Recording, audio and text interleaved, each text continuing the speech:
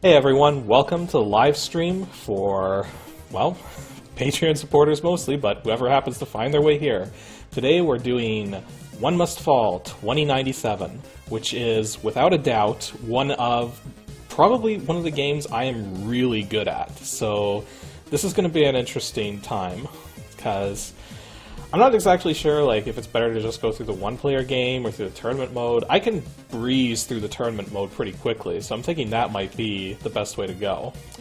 But before we actually get started today, there is something I want to just show you guys quickly. The gameplay options here, you have got a bunch of settings for speed mode and fight mode and everything like that. I used fight mode hyper because that makes the special moves a little more dynamic, but something that's missing here is that if you actually push 2097 all on your keyboard at the same time and go into the gameplay menu, you get an advanced options screen. And the reason why I'm bringing this up is because I have rehit mode enabled. Rehit mode makes a huge difference to the way the game plays, and the CPU opponents are really capable of taking advantage of this. It basically takes an already difficult game when you've got the skill maxed out and makes it about 1,000,000 times more difficult. So, yeah, just letting you guys know that rehit mode is on. So that's going to make for some interesting gameplay here. And yay, we finally have more people in the stream. When I started this, there was only one person. So, hello to D. Holmes, 1022, and Squall Strife, who was here from the beginning. So, let's get started with the tournament mode. Because, oh, that's my, don't know if that was... Is that my... I don't know. I have run through the tournament mode so many times, as you can probably tell by the number attached to my name there. Oh, wait. If that's 12, that means the next one's going to be 13. This is going to be interesting. Select photo. Always choose that guy. Heavy metal difficulty, which is basically equivalent to the ultimate difficulty from the main menu. And you can tell that just by the scoring that's given. Tournament to enter. Now, typically you want to go through the tournaments in order, otherwise you're probably going to get your butt kicked. Okay, little explanation for this one. You can actually download custom-made tournaments for One Must Fall 2097, because there's a whole message board for the thing. So I downloaded this, jeez, who knows how long ago. I'm surprised I still have this thing. But basically it's just a custom tournament and stuff, and yeah, you could do that, but we're not going to be playing this because it's just ridiculous. So let's just go through the game as normal, or as normal as can be. Okay, training up. Now, for those of you not familiar with One Must Fall 2097, though I imagine most of you are, but for those of you who aren't, there's three main stats that every character in this game has: power, agility, and endurance. Power is how much damage they can cause, agility is how fast they move, and endurance is how much damage they can withstand. So, it kind of balances out in a weird way. I typically go for agility first and endurance second, and the reason I do it this way is... No, it's kind of hard to explain. It's my theory is basically, if you can hit your opponents, and if you can withstand damage, then it's just a matter of just doing as much damage as you can, and doing it over and over and over. That's just my way of approaching it. Any strategy is competent enough if it's done correctly, so... And the other thing you can do here is, even though we can't buy anything yet because everything's expensive, well, expensive for the start of the game, but you can actually change your colors from here, so you can do all kinds of crazy color combinations. I don't know what I'm going to go with. Black's always a good one. Orange is always weird. It's always gold. What do you think would show up better on video? That's a good question. Actually, let's go with... not that one. Yeah, let's go with red. And make the chest piece... I skipped over white. There's white. And... blue. Let's not spend too long on this.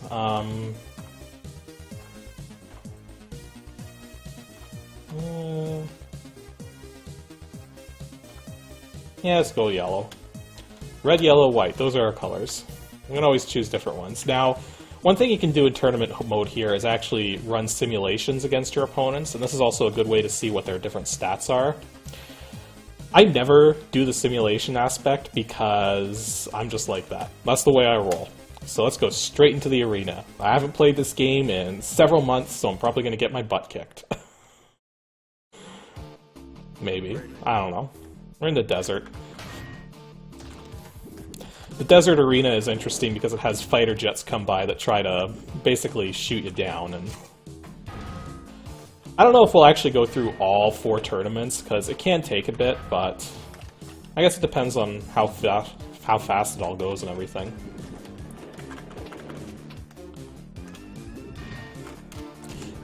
Just a reminder, I do have the difficulty on heavy metal.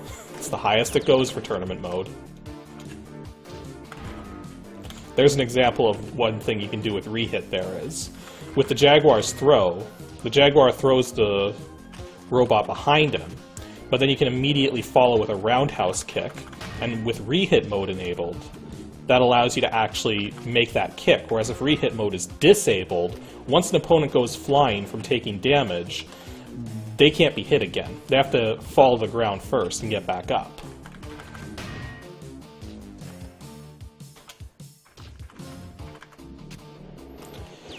And one of the...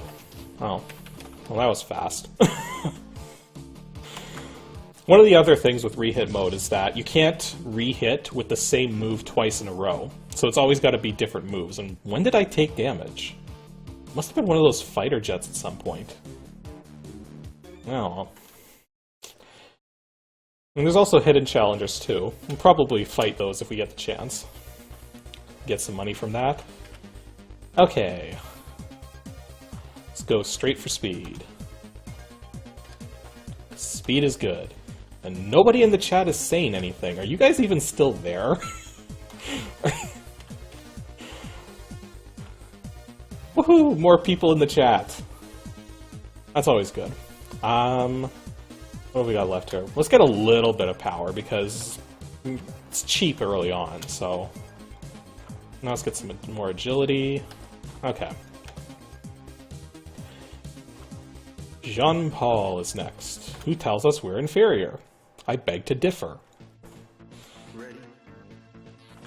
We're both red and we're both white, and actually he's orange, not yellow, but... yeah. Ow. It's not fair. You're not supposed to hit me. I'm supposed to hit you. And then you're supposed to go down, I'm supposed to destroy you, and then we get lots of points. Or money, or whatever.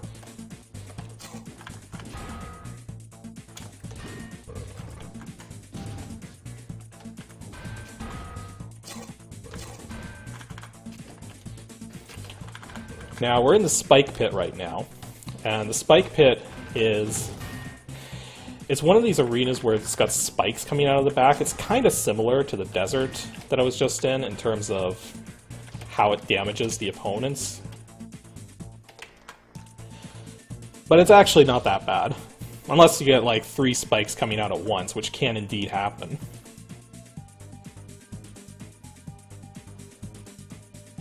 Yeah, I remember... Funny thing about playing the demo version of this game is that when I first played the shower version of One Must Fall, I noticed at one point that the Pyros Har was actually in the game.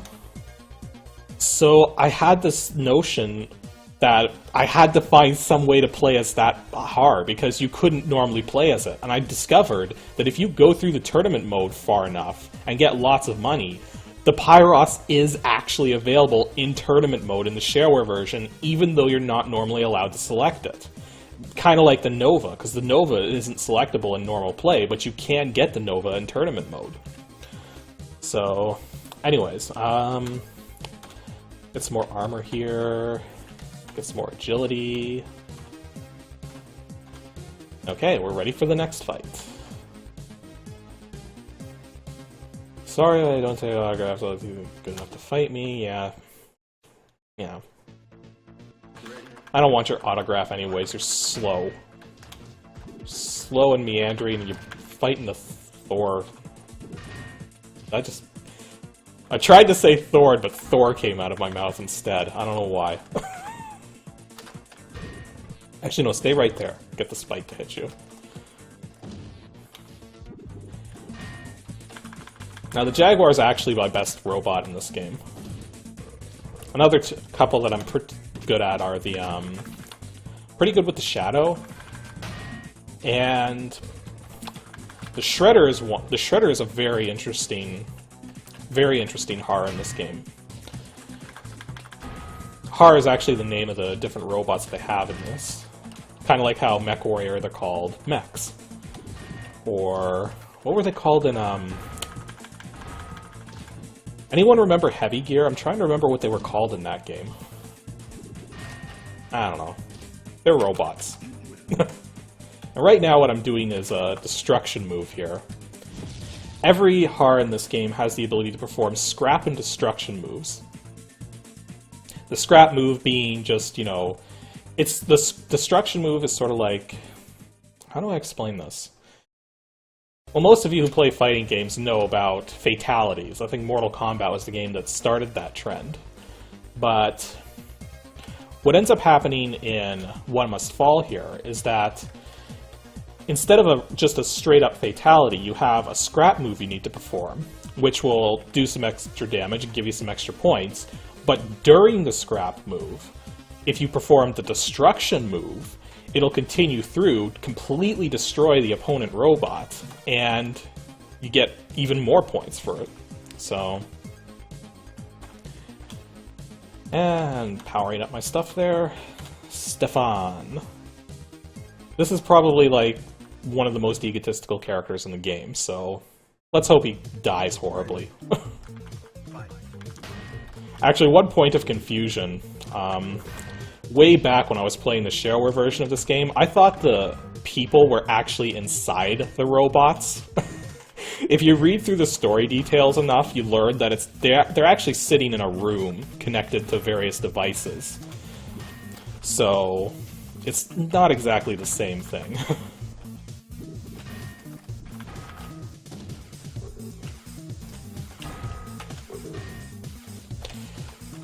Oh, this guy's putting up a fight.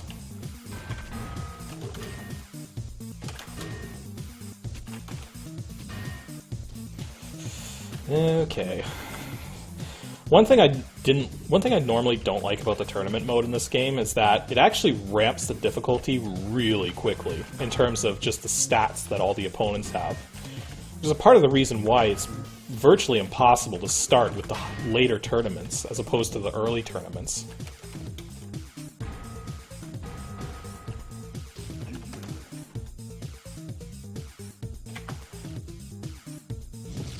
Aw, Stefan go boom. I probably shouldn't make that joke.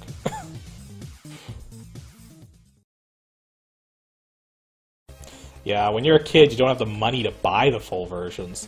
I mean, the full versions of these games usually cost as much or sometimes more than stuff you'd buy from a store. So, it certainly didn't help.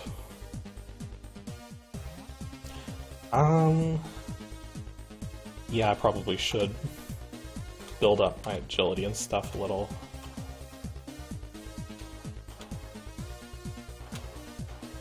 Okay. We're gonna get an unranked challenger soon, I just know it. Yeah, I never knew about them either until I turned the difficulty up and saw someone perform one, like saw the CPU perform, and I was like, what the frick just happened?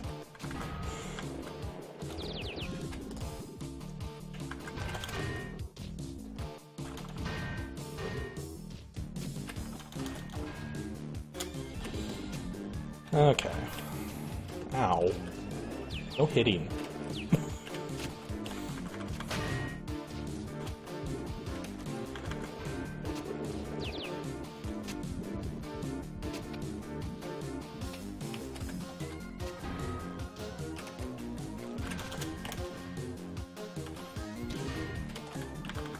And for those of you curious, yes, I am using the keyboard. That's why you're hearing all kinds of keyboard keys. I find this game actually plays better with a keyboard than with a joypad or an arcade stick, just because of the way some of the special moves have been programmed. Like, you know how in a lot of games, one of the most common moves is to do a quarter circle forwards or backwards from the down position and then follow it up with a punch or kick or something like that? Well, in this game, there's certain moves where you have to perform the quarter circle motion, but if you push diagonal, it cancels out the move. So it's like down, then forwards, then punch or kick, instead of just a quarter circle and then punch or kick. It's very weird like that, and why it's better to play this game with the keyboard.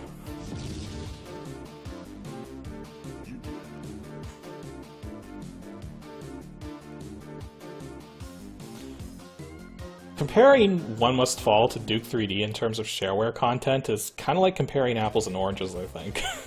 Because it's two totally different game perspectives there.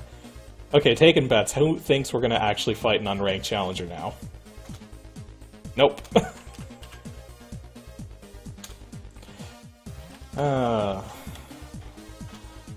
The thing is, the very first unranked challenger we face in this tournament is probably going to be ridiculously powerful, so I gotta be careful about how I'm distributing my stats and everything, so that when it happens, I'm ready for him.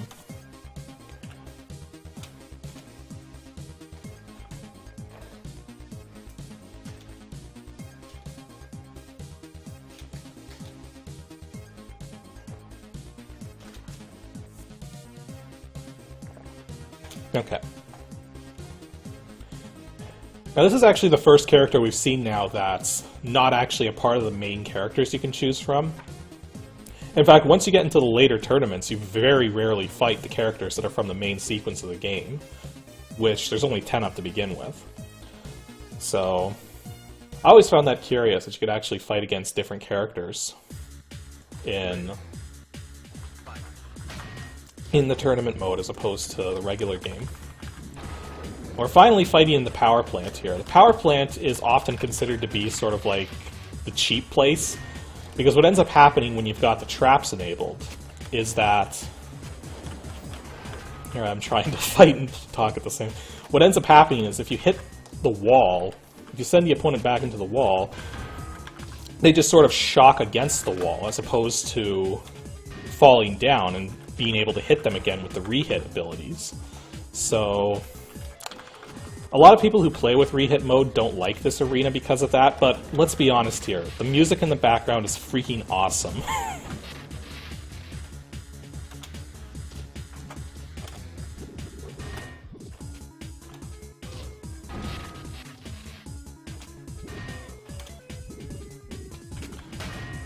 And just wait till later once everybody's a lot faster than right now. Because you can pull off some ridiculous combos in tournament mode.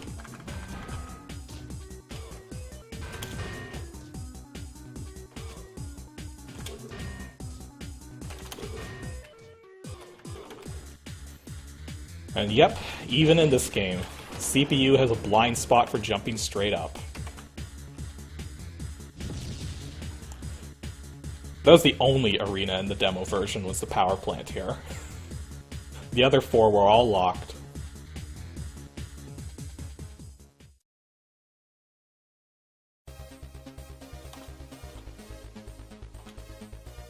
Still no unranked challenger. I'm surprised. I thought I would have fought one by now.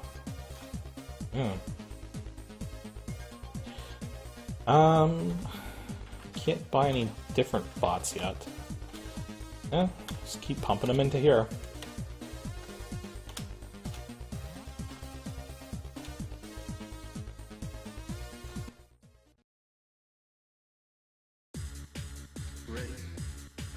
The laser beam thing.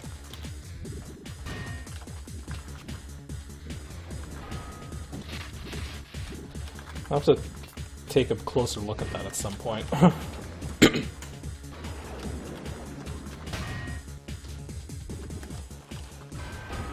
Yeah, that was one of the neat things about the stuff that Epic Mega Games put out, is that a lot of it used digitized tracker music as opposed to MIDI music or ad-lib tunes and stuff.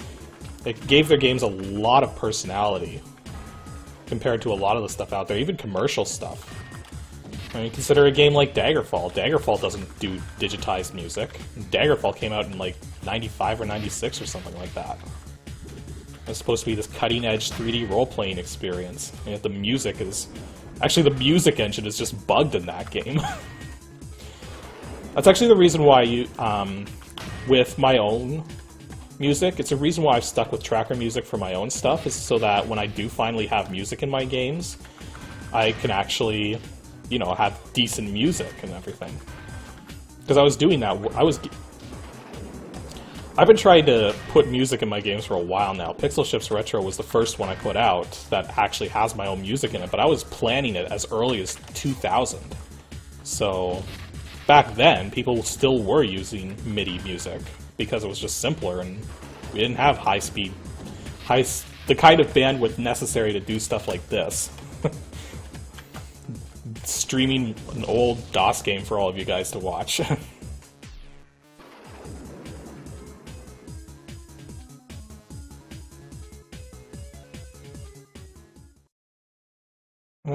I don't really notice that. I guess I'm just used to that thing. It's actually called, I think it's called the concussion cannon or something like that. That laser thing you're referring to, but... Here we go. Unranked Challenger. Had to happen. Now, fortunately, it's a little further in than usual, so I might actually stand a good chance here. But this is going to be a tough fight. Don't be surprised if I go really quiet for most of it.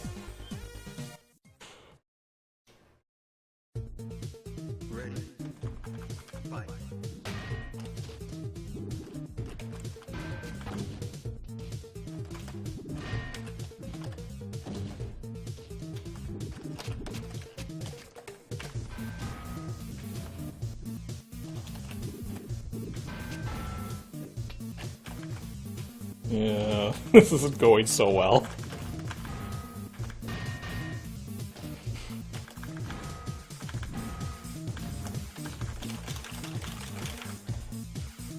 Oh boy.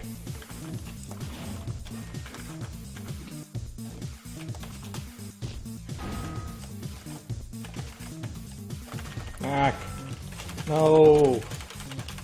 Down I go. Yeah. The unranked challengers are really hard at first, because their stats are just way so far in advance than what you have at the time. Especially this Steel Claw guy. His stats are just ridiculous. Yeah. Oh well.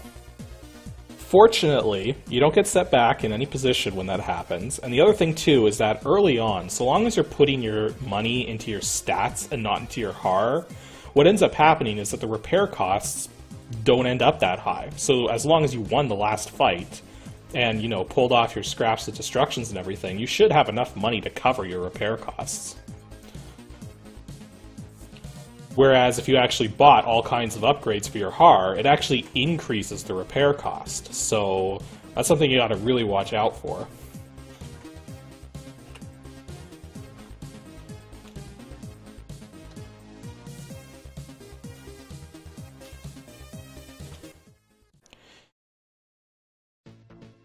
Ready. Fight. And back in the spike pit. We haven't been to the fire pit yet, have we? And we were just in the stadium in the last round. The stadium is basically no traps, but it has this sort of lighting effect where the HARs get brighter the closer they are to the middle of the arena and darker the further they are from the middle. Oh wow, this is turning out to be a tough fight too. Not as ridiculous as the Steel Claw fight, but... Get hit by that spike.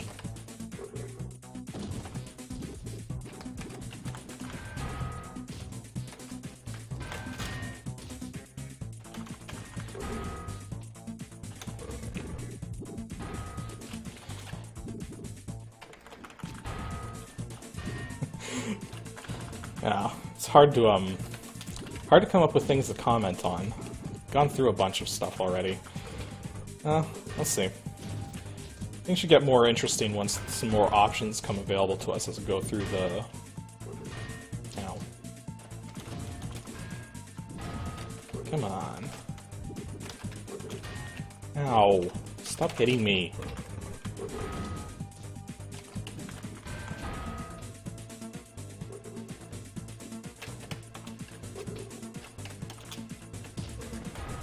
There we go.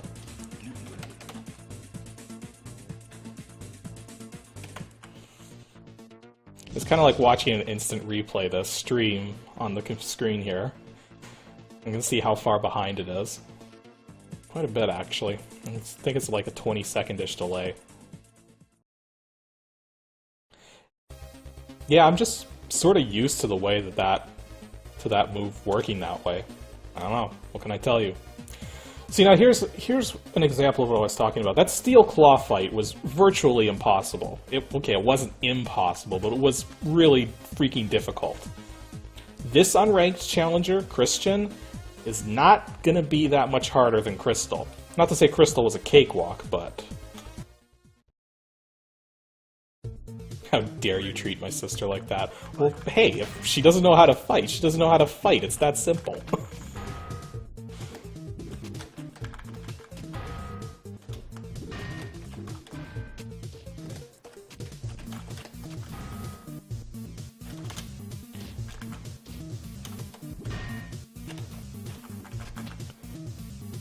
And actually, that quote that he says before you enter combat with him as an unranked challenger is part of what led to my confusion long ago, thinking that the people were actually in the robots.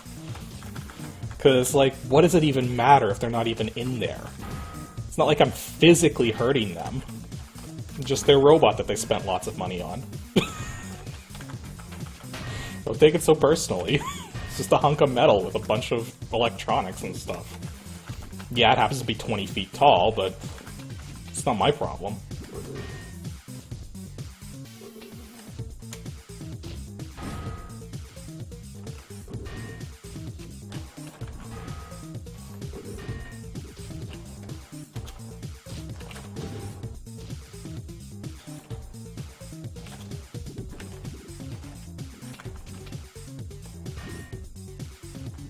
The other thing you guys have probably noticed too is that so far, all we're seeing are the HARs that were available in the shareware version, which were the Jaguar, the Shadow, and the Thorn.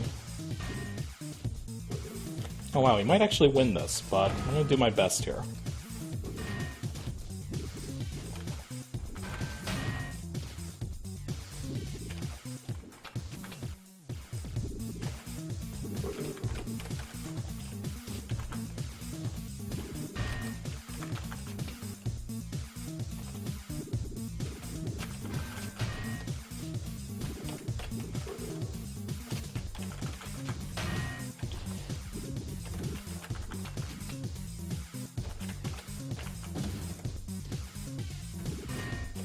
Maybe.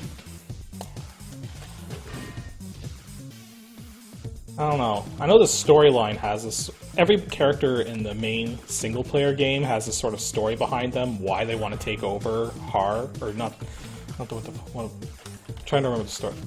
Right, it's the Moon Ganymede is ripe for development, and War, the consortium that actually, you know, has all this HAR development and everything, is using these competitions to determine who should run Ganymede.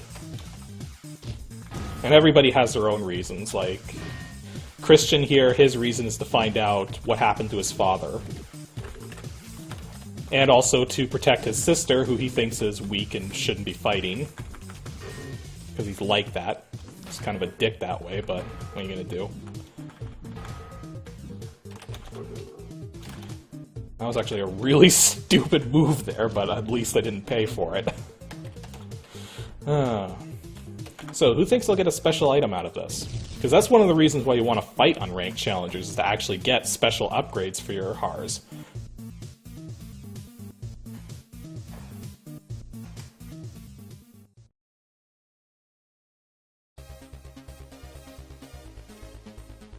Aw, no special item, but look at the money. That's another good reason to fight the unranked challengers, is it's worth a lot of money there. So I'm willing to bet there's already, already some more HARs available for us here. So, do any of you guys want me to switch to a different one? Because these are our options here. I can either stick with the Jaguar or go with the Shredder, Gargoyle, or Kronos. I'm actually not that bad with most of them. The Shredder I'm the best with out of these three. The Jaguar is my best HAR of... I almost called it a mech. The Jaguar is my best robot in the entire game, but second best would probably be either the Shadow or the Shredder. And the Shadow's not available, so yeah.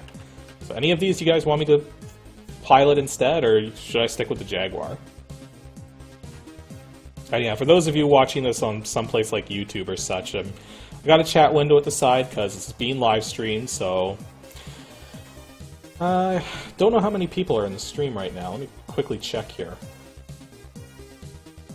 3 people in the stream, so it's not that much, but I'm not that popular person yet, so what do you expect? And why did...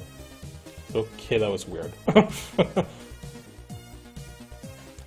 So we got 1 vote for sticking with the Jaguar, 1 vote for the Shredder. And anything else? Anything? Anyone? One other person in the chat room. You're just the deciding factor here. Are you even there still? Oh wait, 20-second delay, right. Sticking with the Jaguar is the vote. So let's upgrade some stuff here.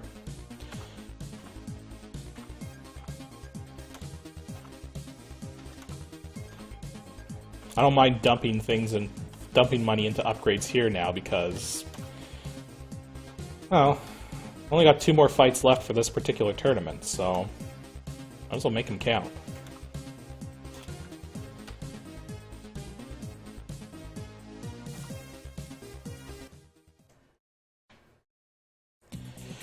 I have spent no time in The Sims. Yeah. For those of you who joined late, I think which is only one of you, you can actually run the game, run simulations of the fights, which don't cost you any money if you lose, but you don't get any money if you win. And, well, I never use The Sims. It's just the way I roll. It's like, if you're going to go through all that effort to make the fight, you might as well just make the fight. Like, I don't know. Anyways, we're finally in the fire pit. And the fire pit is probably the most interesting of the different arenas in terms of the trap it has, in that these little orbs show up every so often. And if you hit the orb, a huge fireball will spawn right under your opponent. Now, it's actually possible to dodge the fireball, but it's pretty hard to do so, so... Basically, if you hit that fireball, consider your opponent going down. You know, that's always possible. I didn't consider that. You don't have to be logged into the chat to actually watch the stream, so...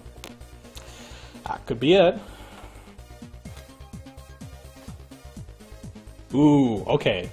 I think this is the first fight that we could get a special bonus from. So that I can actually start firing 2 shots at a time from that concussion attack that I've got. But we'll see. I might completely screw this up, because Jazz Jackrabbit is, you know, it's not a cakewalk, that's for sure.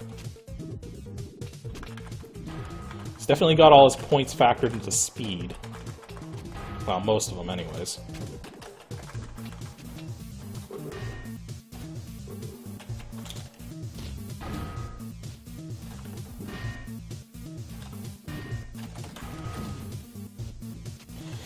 This seems pretty evenly matched so far.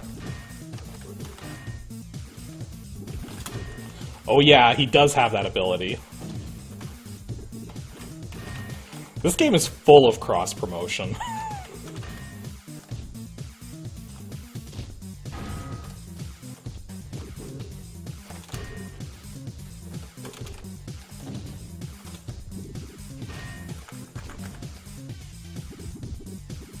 I take it back, I'm probably gonna win this.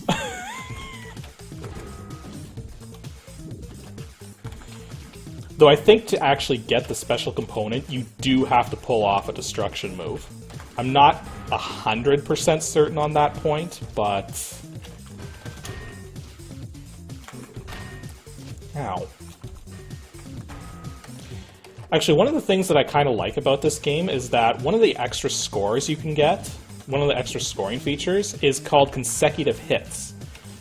The idea being, the more hits you make in a row without getting hit yourself, the more points you get.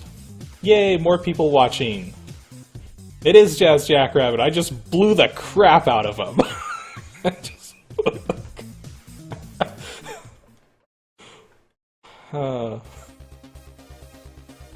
Yeah, don't push that button in Space Quest 1. Terrible idea.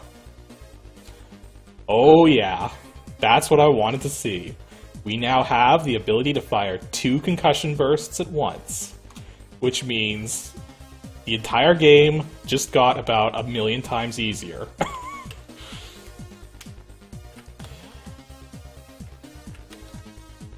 I'm not trading robots now, but, you know, just look at how cool they are. That's another thing that I really liked about this game as a kid, is that you just had these 3D rotations here, and you could literally see them in the colors you pick and everything. I just thought that just blew my mind as a kid, really. Anywho, upgrades. More speed. Speed. A little bit of power. And then we'll go for training.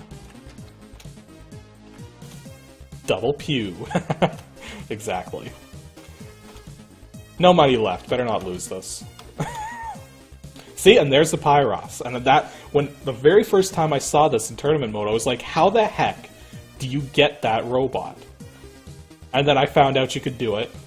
And then I learned how to use the Pyros, even though it's like one of the worst robots in the game. Actually, it's not really that bad. It's just quirky. It takes a lot of practice to get used to it. Ow.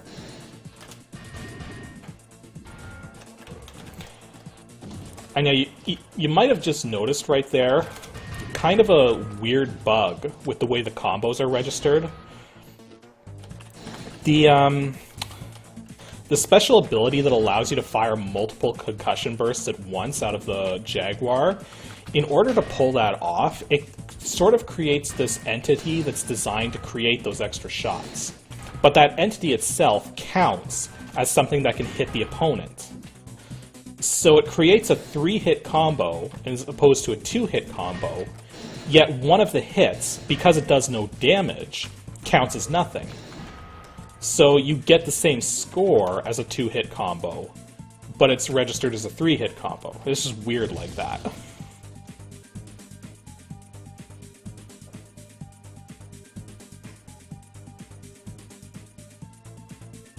Well, you'd be surprised about some of the exciting things you can get from some games. What's a good example? I think.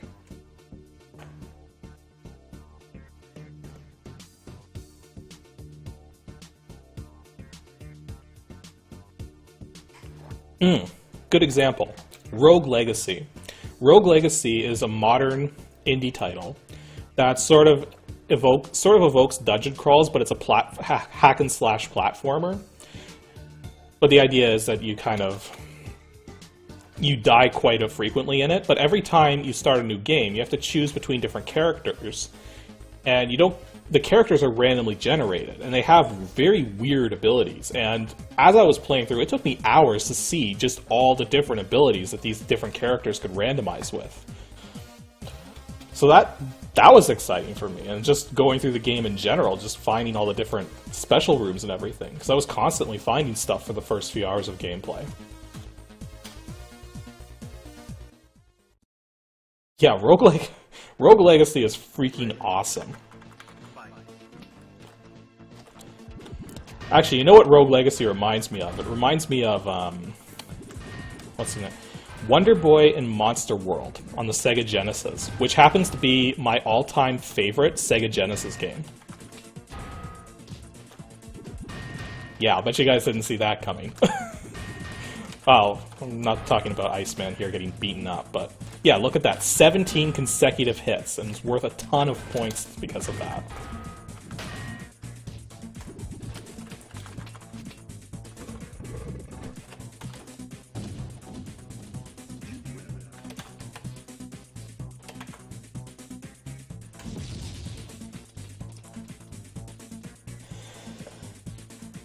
Okay, I think I'm doing okay now.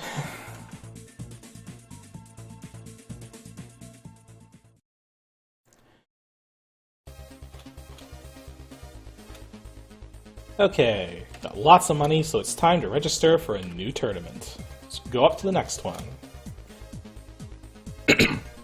I'm trying to say it, but my throat's a little weird right now because I'm talking. Water.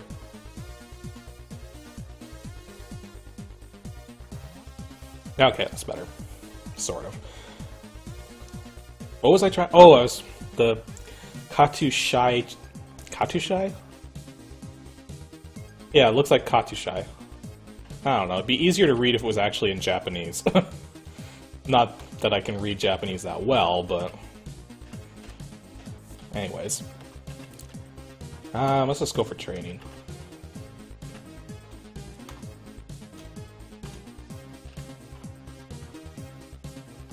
Okay.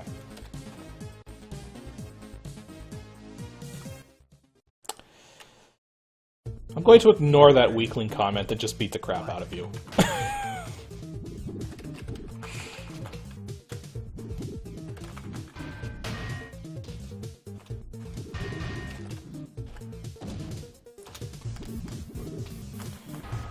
I was actually kind of considering, for this live stream, getting One Must Fall Battlegrounds installed, just to troll everyone, but I decided not to for very good reasons.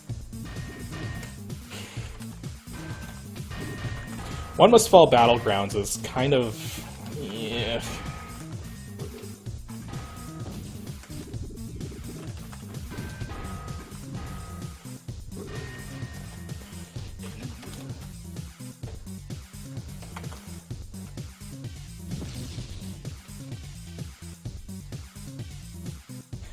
Actually, here's a funny story about Wonder Boy and Monster World. It happened to be the very first import game I ever played back when I was like 8 years old. And the thing is that I wasn't aware at the time that these games were coming from Japan. So when I first saw it, was my first introduction to the fact that there was such a thing as different languages like that and such. But one thing I remember is that when I rented the game, and it came with the manual. The manual for the Japanese version of Wonder Boy and Monster World, which I believe is known as like Monster World 3, I think. That manual is so incredibly well detailed and colorful and everything, and yet the North American manual is just crap by comparison. It's this black and white thing with a couple screenshots, and that's basically it. I was so disappointed when I actually got the English version of the game and saw the manual, because the manual was just... because I'd seen the Japanese manual. Here I am talking about an old Sega Genesis game when I should be talking about an old PC fighting game. This is what happens when you have a chat window, people. I can't afford anything here. I don't know what holics are, but I imagine they are something drinking related.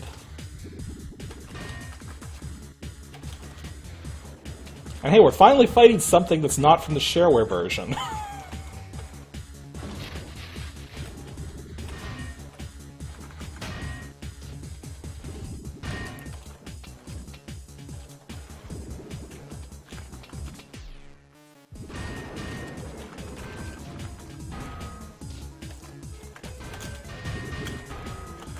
One of my favorite 5-hit combos there.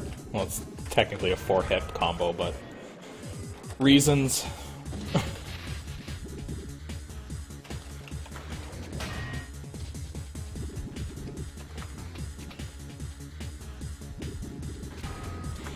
Actually, one interesting thing about the Wonder Boy series is that they actually released Wonder Boy and Wonder Boy 4 on the Wii Virtual Console, translated and everything.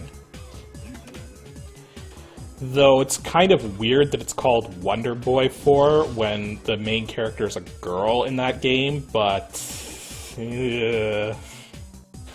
trademarks. There's already a Wonder Girl, isn't there? Yeah. No, it's a Wonder Woman. No, but there is a Wonder... Yeah. There's a Wonder Girl.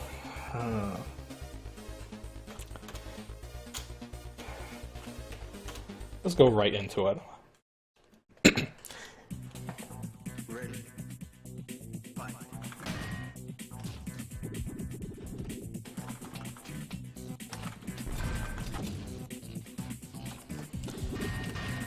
Funny thing about the Atari 2600 is that my Atari 2600, even though it's a Light 6 Switch model, it's actually not my first console by a long shot. I didn't get my 2600 until like 6 or 7 years ago.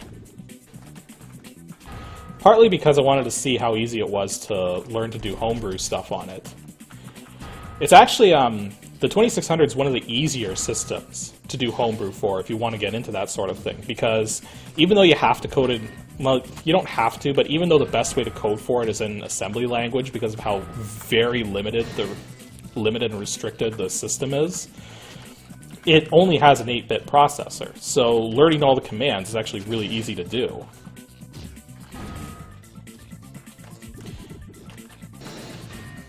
But there's other options for homebrew stuff, but that's just the easier one to get into if you want to.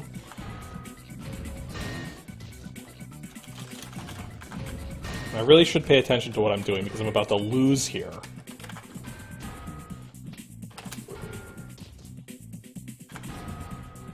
Oh, there we go.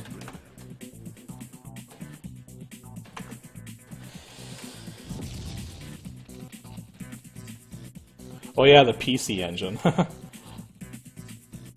Also known as the TurboGrafx-16. I saw that thing everywhere at Radio Shack stores when I was growing up, and I always wondered, like, why nobody had one.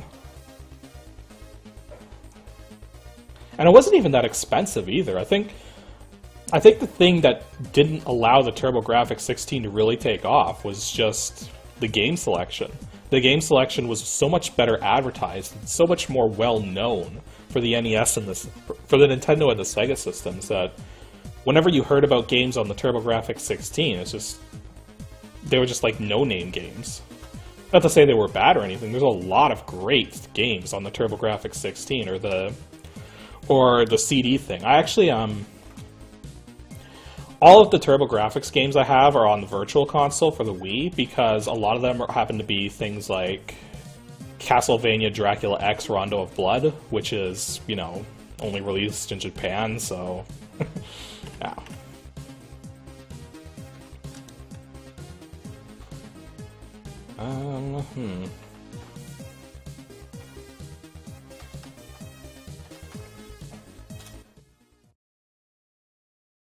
Yeah, Bonk was the game that they always advertised on the TG-16. And then I remember one day as a kid seeing Bonk appear on other consoles, and I was like, isn't this a TurboGrafx-16 thing?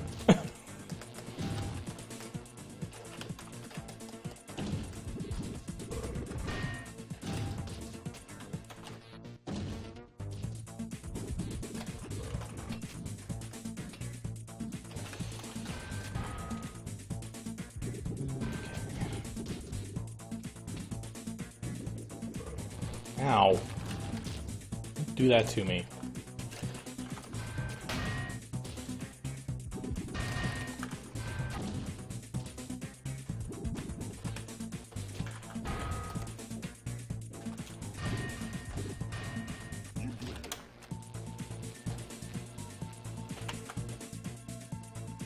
Yay, more people joining us. Good to see the list of people here being larger than last time. By the way, I do still have the recording of the last live stream to upload. I just haven't gotten around to it because I'm not dreading the idea of uploading such a long video. Just the amount of time it's just going to have to sit there and upload. And I've also been trying to get my other YouTube videos ready. They're actually completely ready now. Probably might upload them later tonight. If not tonight, I'll probably get back to uploading them tomorrow.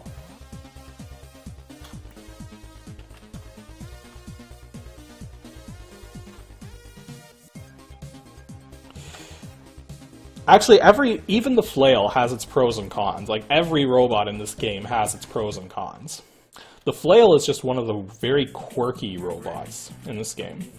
It takes a lot of practice to really play good with the flail.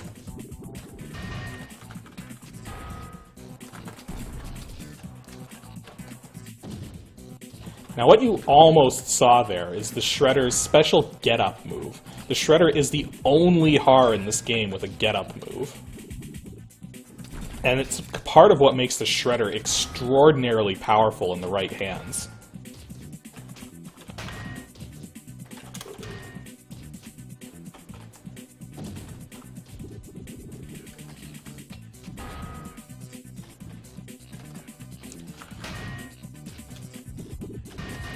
Actually, the Shredder's another good example of one of the robots in this game where you really need to be playing with a keyboard as opposed to a gamepad or an arcade stick, just because of the quarter circle nonsense I was telling you guys about. And for those who weren't around when I was telling people about that nonsense, there's this thing in One Must Fall 2097 where there's a lot of quarter circle forward and quarter circle back moves and stuff, but some of them aren't actually quarter circle moves. You have to push down, then forward or back, and then the punch button. And if you push diagonal in any direction, it cancels out the move. So it's a part of the reason why it's a really good idea to play with the keyboard in this game as opposed to a joystick or gamepad or such thing.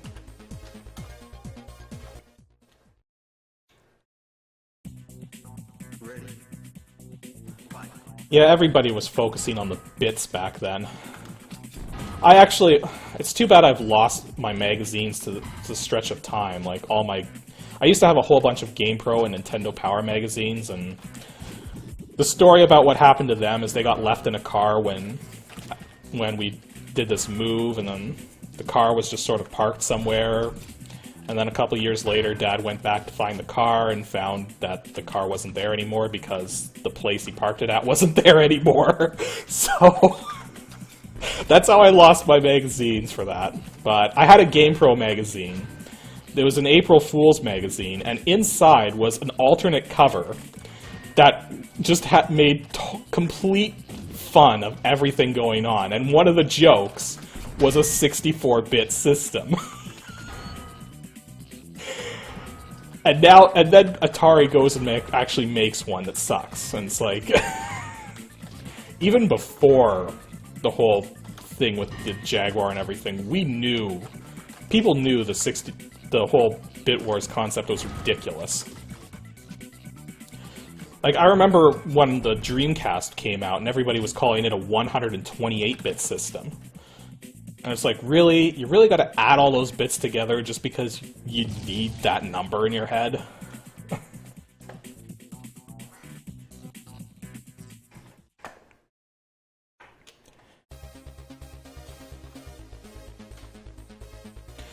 Ooh, more unranked challengers. That means lots more money. Unless they're in a gargoyle. I'm actually not that good fighting against the gargoyles in this game.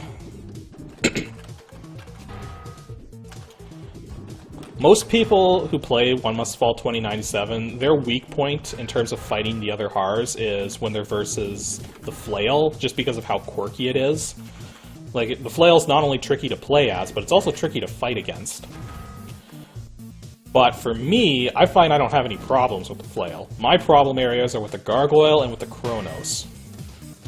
Because the computer actually plays the Kronos extraordinarily well.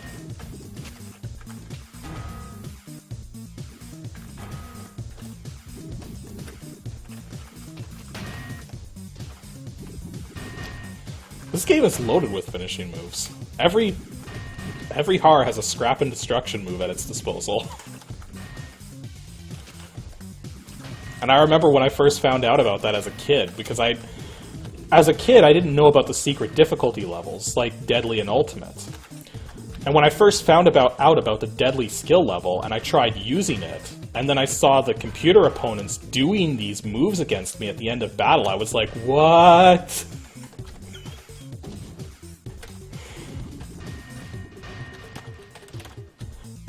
In before the you win moment. You win. Yeah, you can if you do it fast enough from a light enough move, you can actually perform the scrap and destructions in this game before the game actually says you've won the battle. Whew, lots of money. Okay, so we got a number of robots available again. The Shadow, the Thorn, Katana, the Gargoyle, and the Kronos. Now, we have that special upgrade that gives us 2 concussion blasts at a time. So do you guys think I should switch to a different robot? Or should I actually stick with the Jaguar and just keep kicking butt?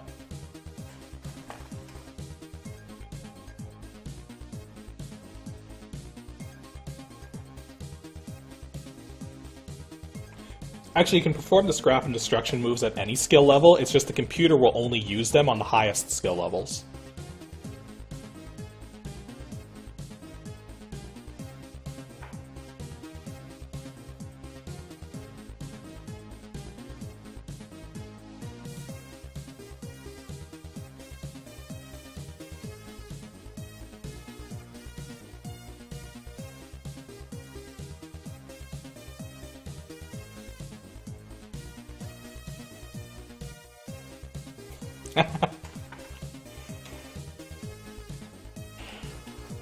Yeah, one of the interesting things about One Must Fall 2097 is that it is just loaded with secret things.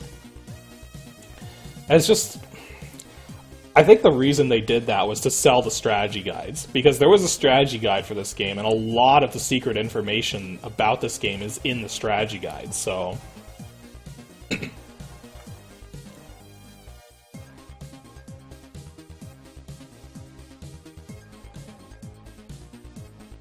Uh-oh. We got 2 votes for the Jaguar and 2 votes for the Shadow. We need a tiebreaker vote here, guys. And then watch someone says Thorn or Katana. It's like...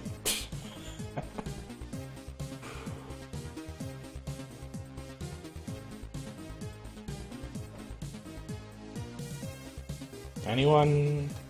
Are there even 5 people in the chat right now? There are 5 people in the chat. Come on, we need a tiebreaker. Uh-oh, someone changed their vote to Shadow. That makes 3 for Shadow now. Okay, I guess I can switch to the Shadow.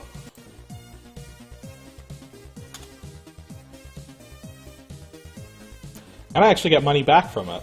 But, you know, it's going to be spent on upgrades pretty quickly. Okay. Now let's appropriately color this thing, I don't know, yellow. Because that's a good shadow color. It blends in perfectly with the background. I'm being so facetious. Yellow, red, and...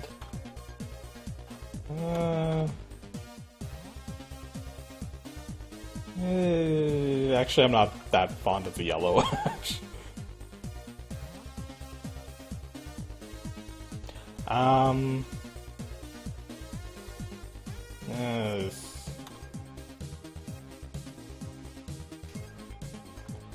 See, I would go with black, except it's not going to show up very well in the video. So... yeah... light blue. Maybe I can make that work somehow. Light blue, gold, and...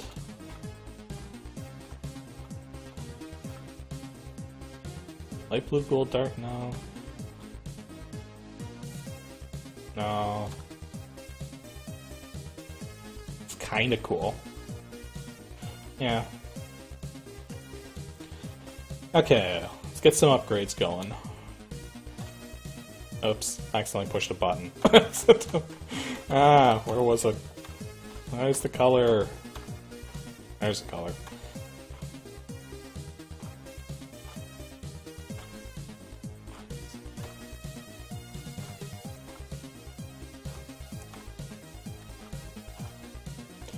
Unfortunately, I don't quite remember what the scrap and destruction moves were for this thing.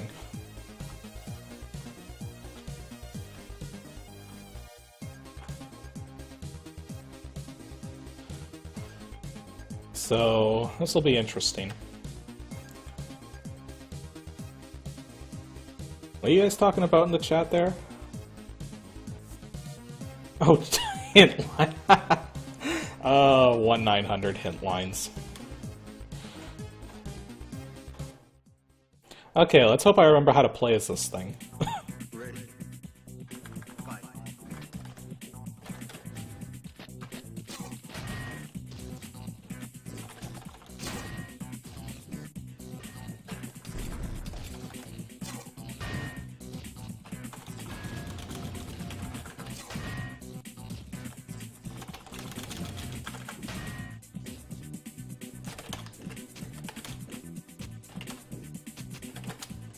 There it goes.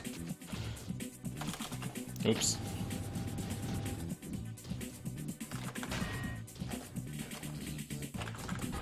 Ow. This might have been a bad idea. Well, I guess we'll find out.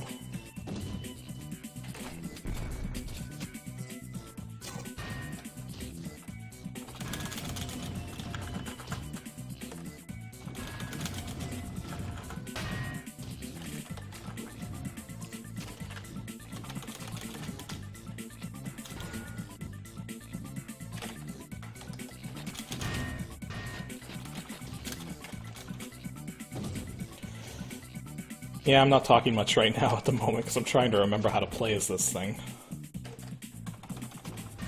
Ow.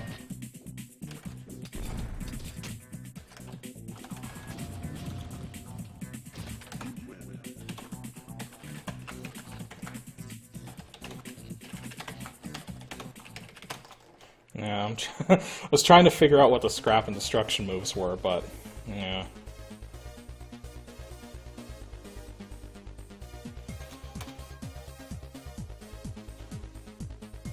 Anyone willing to quickly look up the scrap and destruction moves so I figure this out here?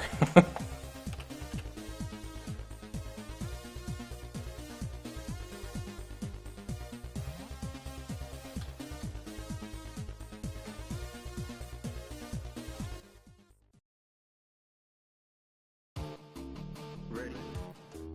Fight.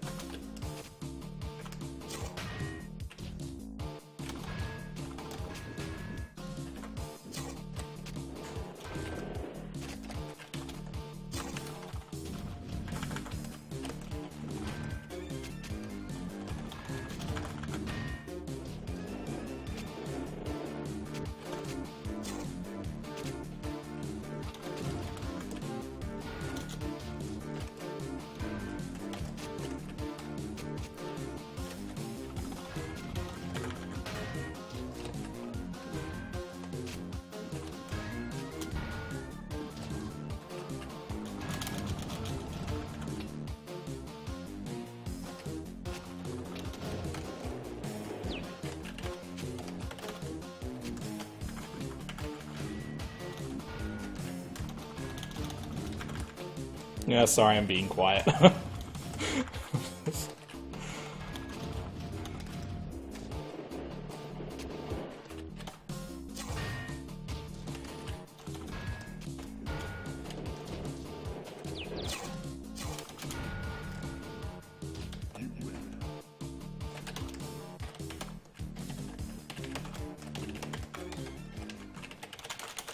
I can't remember the scrap and destruction moves. I know it's something like pushing a button like twice or 3 times in a row, followed by an opposite direction or something.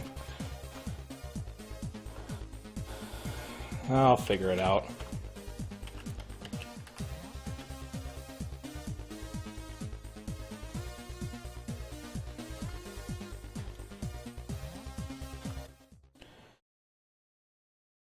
At least everyone's fighting me with shadows as the opponent. I'm actually pretty good at fighting against shadows, so...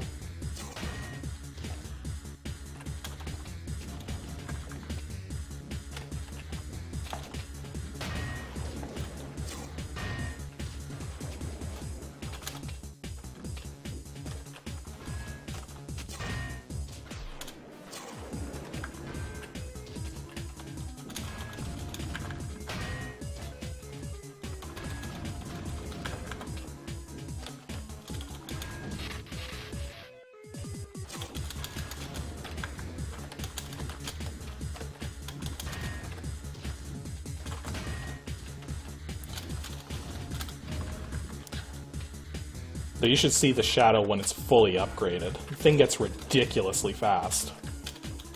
To the point where 10-hit combos are normal for this thing, and that's with rehit mode off.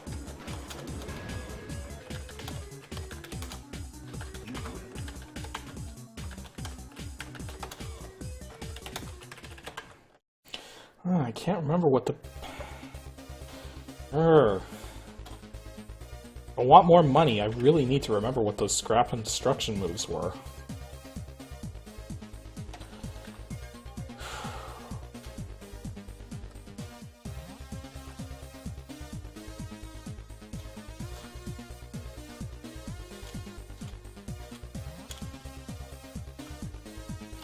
In the interim, a little extra power to make the battles easier. See, now there's that steel claw guy again. So this is not... So this is where it gets a little odd, because this fight is actually going to be easier than the unranked challenger match from earlier. It's kind of weird, but... I don't know. Ready. Fight. I don't mean easier in terms, like, obviously it's going to be easier because I've got better stats now, but I mean in terms of the character that I'm fighting against. His stats aren't as good as when I was fighting him as an unranked challenger. I don't know, it's just weird like that.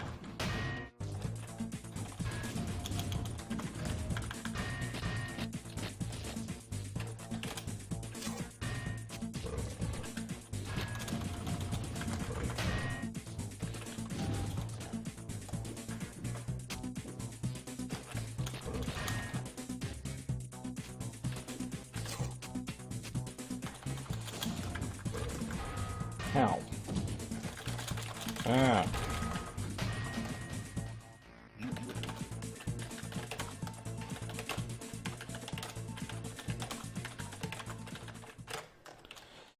Oh, I can't remember what the move is.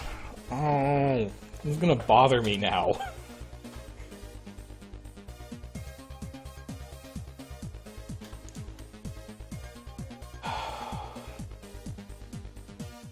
The crazy thing is, when I look up the scrap and destruction moves, I'm going to remember them. I'm going to be like, how the hell did I not figure that out?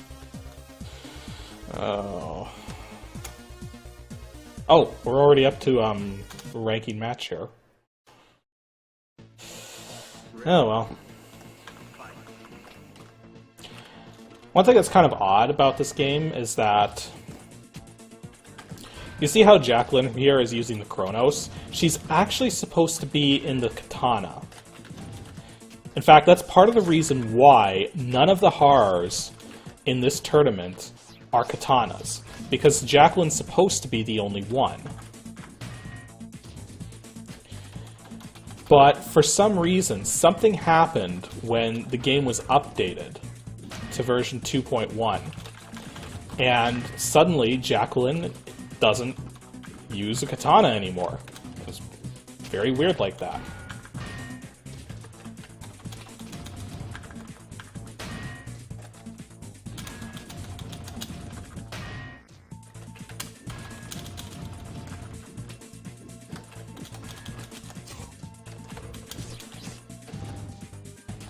Yeah, you teleported into a spike. Ow.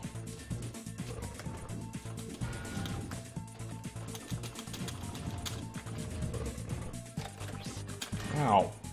Stop doing that.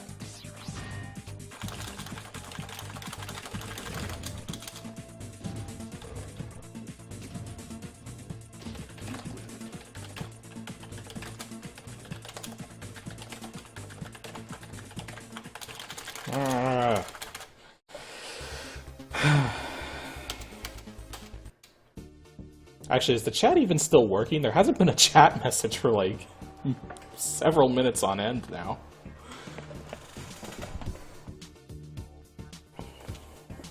Oh yeah, and that's the other thing too, is that this fight is supposed to take place in the power plant arena. Yet, I clearly was in the spike pit, not the power plant. So yeah, a lot of things got messed up with this particular tournament when they did the update.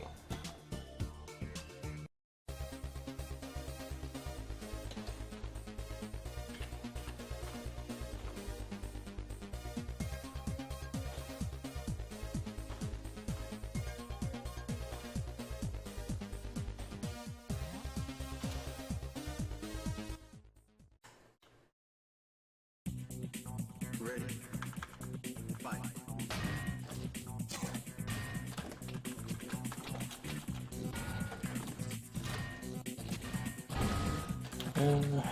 I'm barely paying attention to anything right now. I'm just sort of zoning out.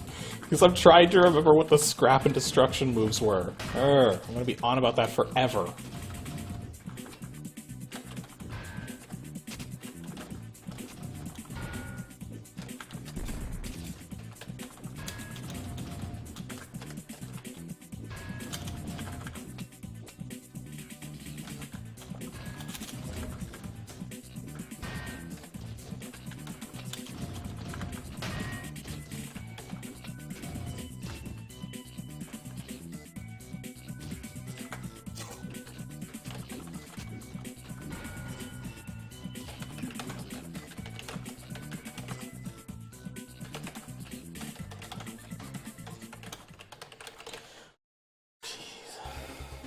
What the heck was that move?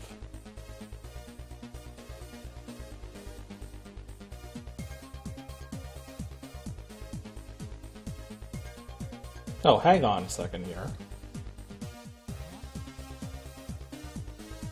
Have I been logged out of the chat or something?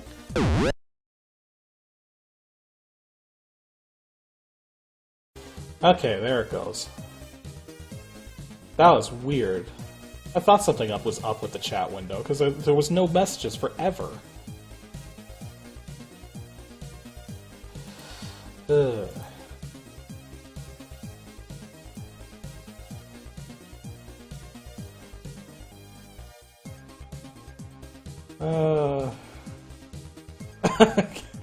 Okay, I see it now. Forward, up, back, plus punch, yeah. Why did I get logged out of the chat window? Well, the thing was, I don't know. Technology, man, it's weird.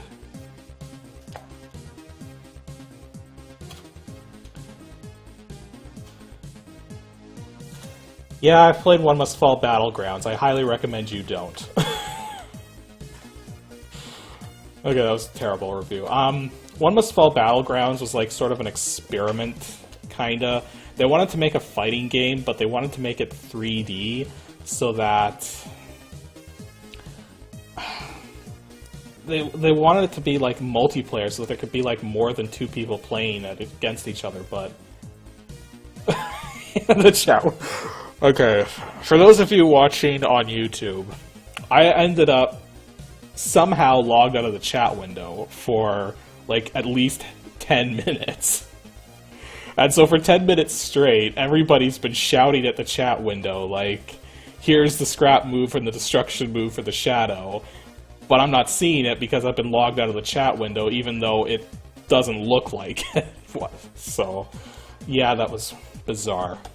But I got my chat window back. That's why there was all that stuff going on screen. And why everybody knows I use Windows 8 now. Which is... I'm not going to go into that whole discussion about Windows stuff. It's just... It is what it is.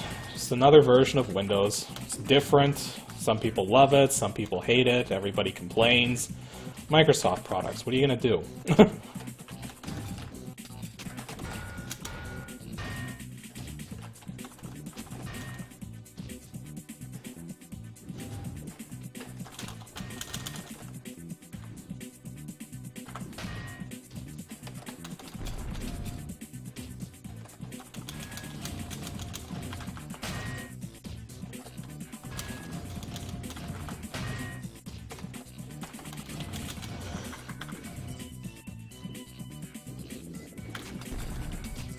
But yeah, what was I talking about before?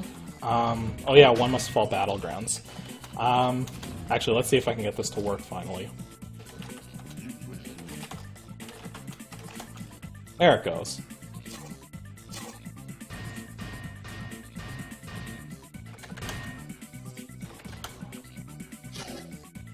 There we go. Giant shadow thing. Okay. So that's what I was doing wrong. I was doing full circle down instead of full circle up. Or not full, half circle down instead of half circle up, so. That's the mistake I was making. I got it now. Thank you to everyone in the chat who yelled out the way to do it forever, and I didn't hear you because problems. Ready.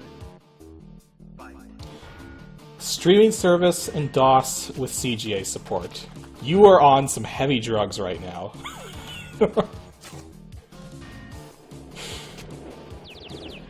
Though that said, one thing that was... oh, geez, this person's beating the crap out of me. That said, any of you who happen to remember MechWarrior Mercenaries, or MechWarrior 2 Mercenaries, I should say, that game actually does have DOS internet support. I'm getting my butt kicked here. What the freak?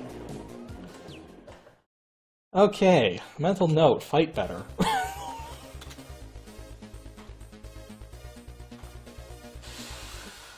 Ugh.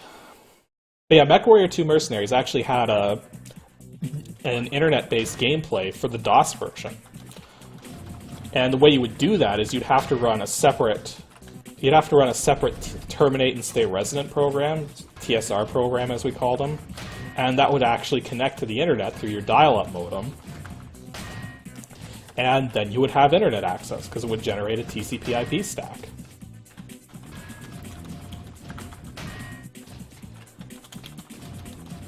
Come on, perfect round. No, you just. Perfect rounds are worth double the health score. Oh, you're so gonna get it now. Especially now that I know how to do this move.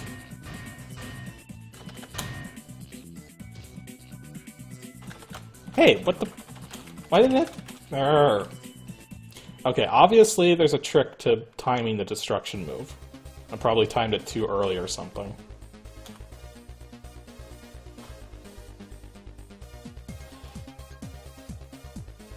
Yeah, the thing with doing a... This is actually one of the games Clint and I tried to do together, but the frame rate when playing it internet was bad, to put it mildly. So we had to skip on it. But we did so want to do this game. I don't know, maybe if Clint and I ever see each other in person. Which will probably be never, but you never know.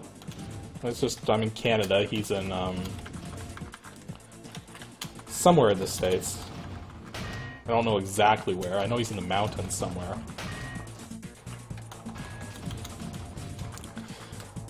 Yeah, my memory's failing me right now. Come on, you can go down. Oh, don't do that. Don't push me into the spur. Okay, you need to die.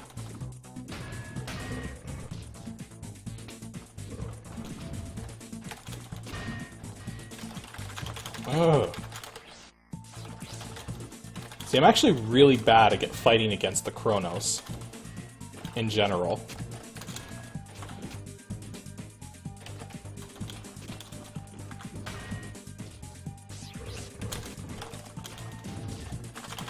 Oh.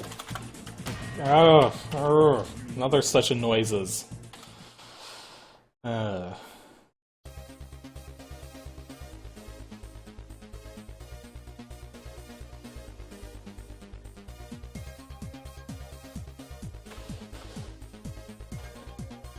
be honest, I don't think Epic really cares that much about their old stuff anymore.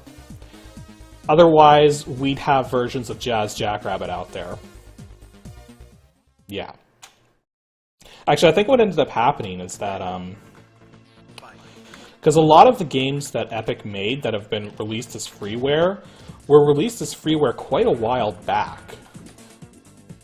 So I'm not sure exactly what the logic was behind all that. And the thing, too, is that the games that were released for freeware, they were released by the people who made them, as opposed to Epic, which was just the publisher. So it's kind of weird that way.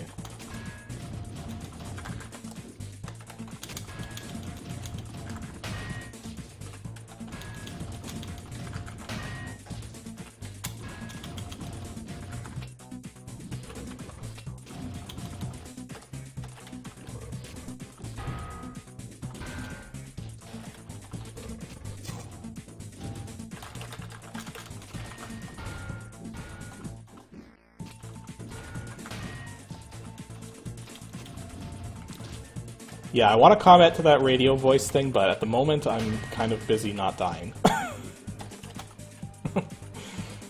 Okay, let's see if I can get the timing right on this.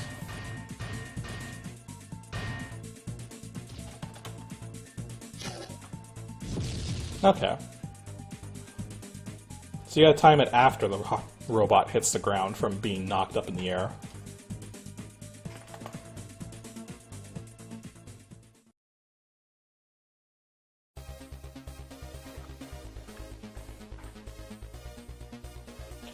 But, radio voice thing. Well, you know, having a good studio environment will kind of help.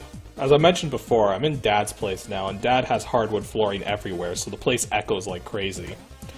So I've got the mic for it now for sure. It's just a matter of having better acoustics in the room, i.e. not solid objects, solid walls everywhere reverberating everything.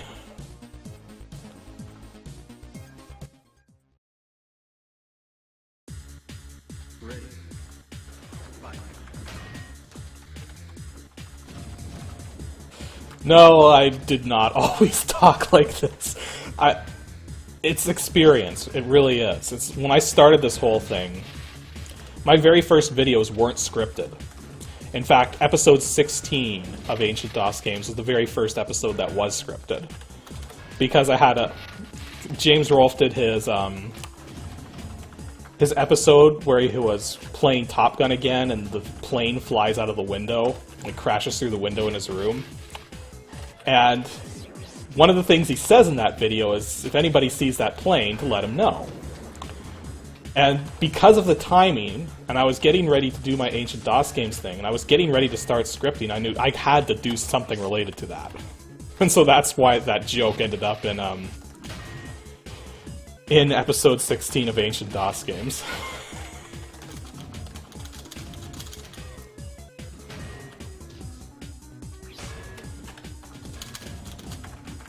Trivia's fun. Unless it's Trivial Pursuit. Trivial Pursuit is not fun. Well, I don't find it fun. Arr.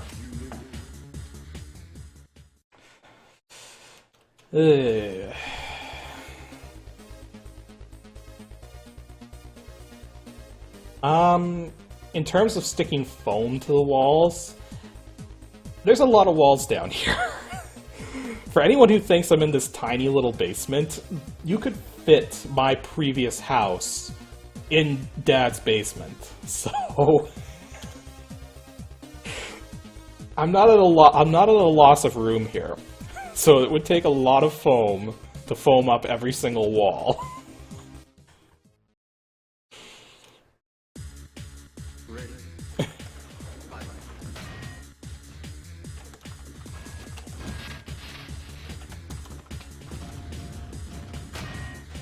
Well, you know, script writing's really not that hard. You just gotta write. Basically, you just gotta write what you would say.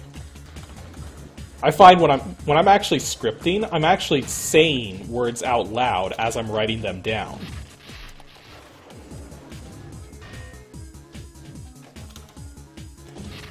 Because the thing is, if I can't say it naturally, then it doesn't belong on the page.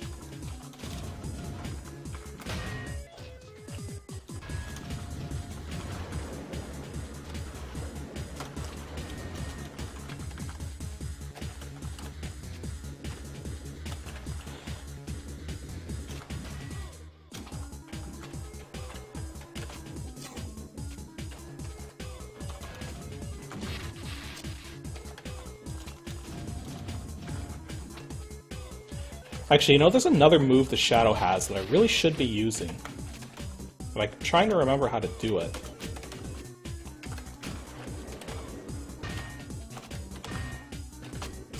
There it goes. Now I just have to make sure to use it in a more opportune time.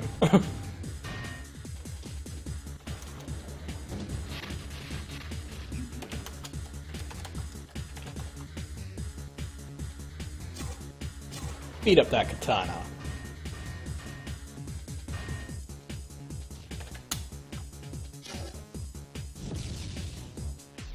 giant shadow thing. I still remember the first time I saw that, I was like, wow. Like, what the heck is that? It's a giant shadow filling the screen. Well, technically is a shadow in that case. Yeah.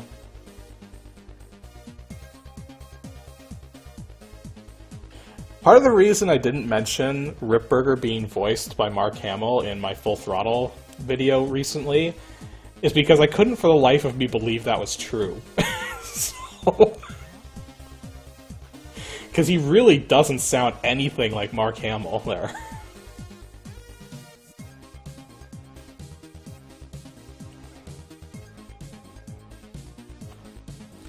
Yeah, some people are more comfortable with scripts, some people aren't. Ready.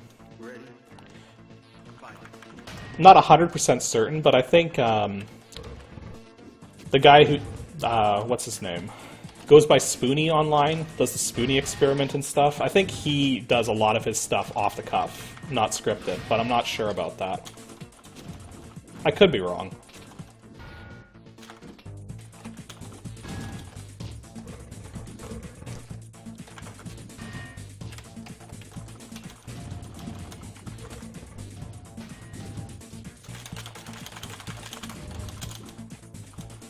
Jeez, I've really got to stop getting beaten up by these things. This is actually something that tends to happen in this specific tournament, in tournament mode in One Must Fall, is that there's a point in this tournament where just the overall stat level of the opponents just jumps suddenly. And it's just very weird like that. And it makes it really hard to actually get back into it. And now here's the other thing too, is you might be thinking, oh, well, just register for an older tournament and build your stats up and then go back to the new tournament. It doesn't work that way though, because what ends up happening is if you go and look at everyone's stats here, every time you choose to enter a new tournament, their stats go up. So it doesn't matter if you change to a new tournament or not, you're going to be dealing with higher stats. And if you keep changing into new tournaments, their stats are going to get even higher. And it basically makes it to the point where you just can't succeed. So continuing to just go to different tournaments is a terrible idea.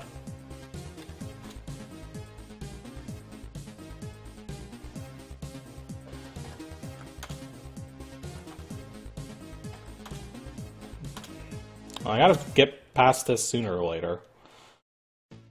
Hopefully.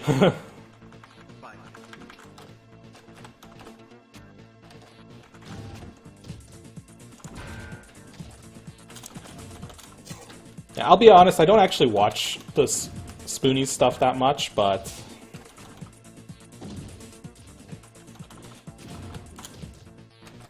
the guy's definitely a character and definitely has a really good sense of humor.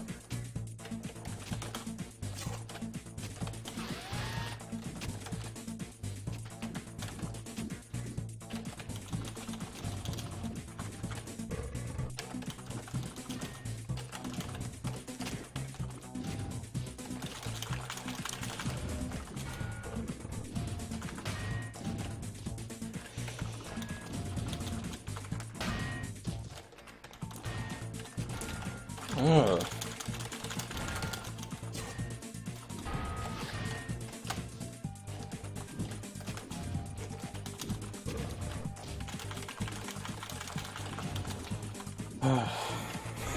This was going so well, and then everything just started falling apart.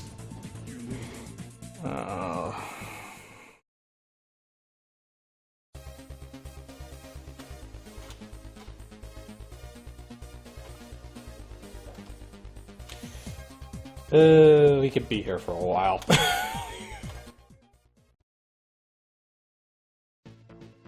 Ready. Fight.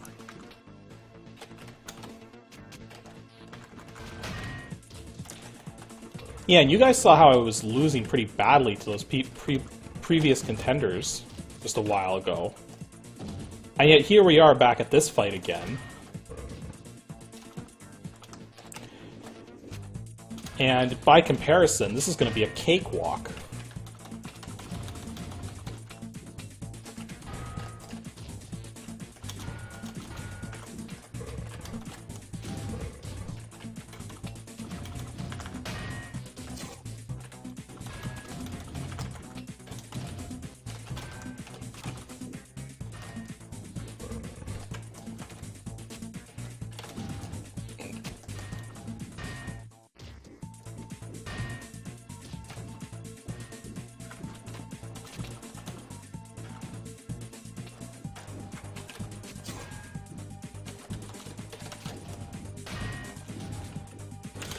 Or maybe not.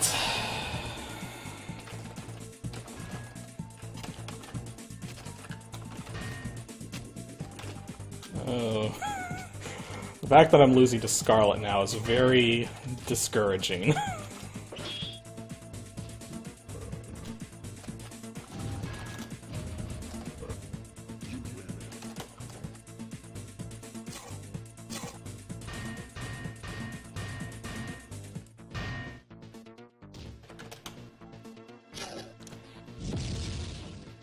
To the opponent? Oh, actually, I don't believe so. I've never seen the opponents react to the various traps and everything. They never seem to intentionally go for them.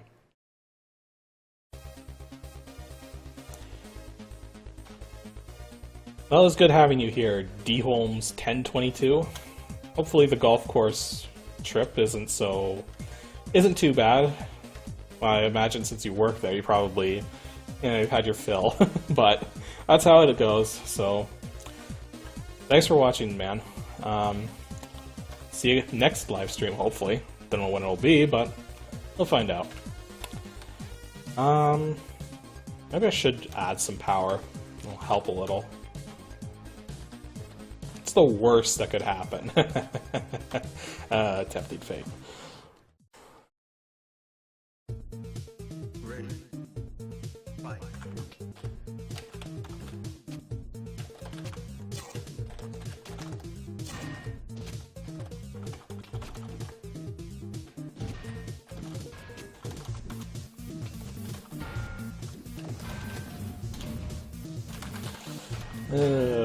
What could possibly go right?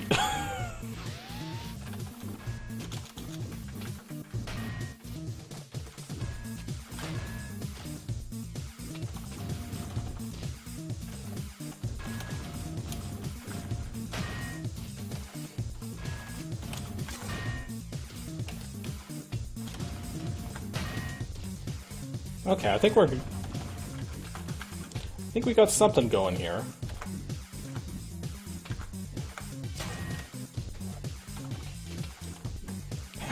I do actually have that game. It will show up on Ancient DOS games eventually.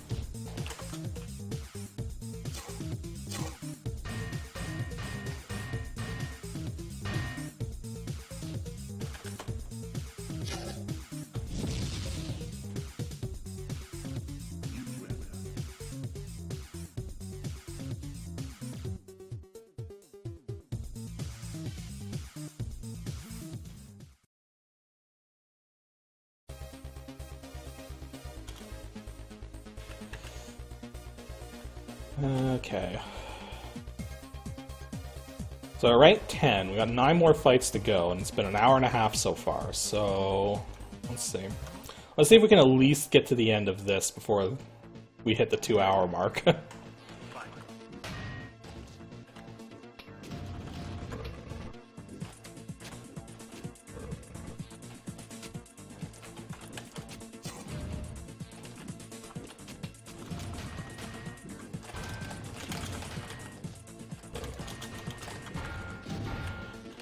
Wow, I'm getting just murdered there. You can do some pretty crazy combos with the Shredder. Although the Shadow can get pretty crazy numbers on the combos. Once you got enough speed in it.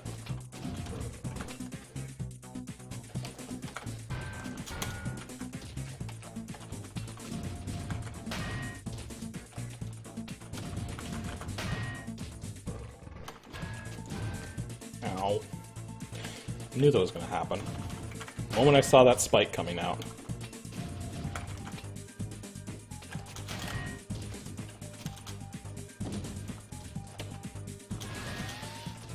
Ah, no, stunned. Hate being stunned. Especially against the Shredder. Urgh. Yeah. Living up to its name, indeed.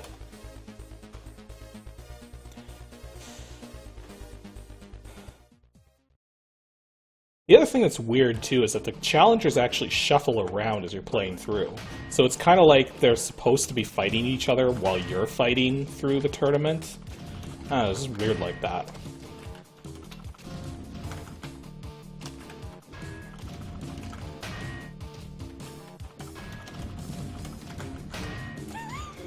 It actually took me a moment to get that joke. Oh, that was terrible.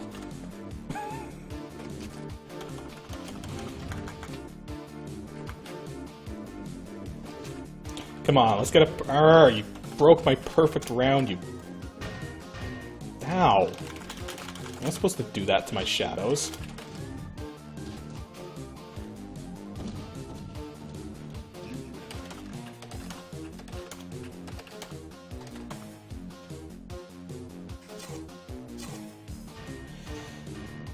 That's right, beat her up. So I can smash her.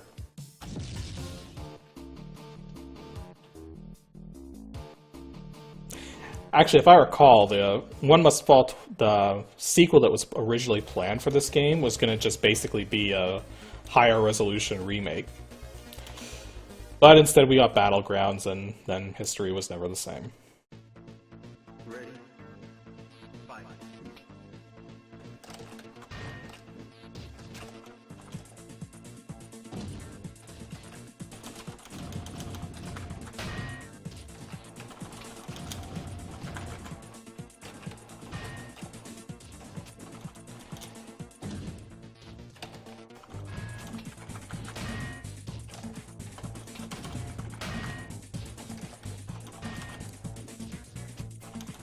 Yeah, kind of...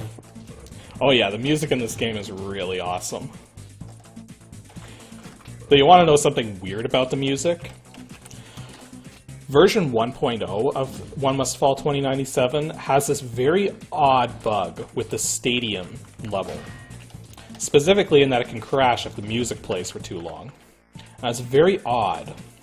So their solution to this bug in version 2.0 was to slow down the music in the stadium level. I'm not even kidding. If you guys play, like, one of the very early versions of One Must Fall and listen to the music in the stadium, it is very much faster than in the later versions that had the modem support and everything.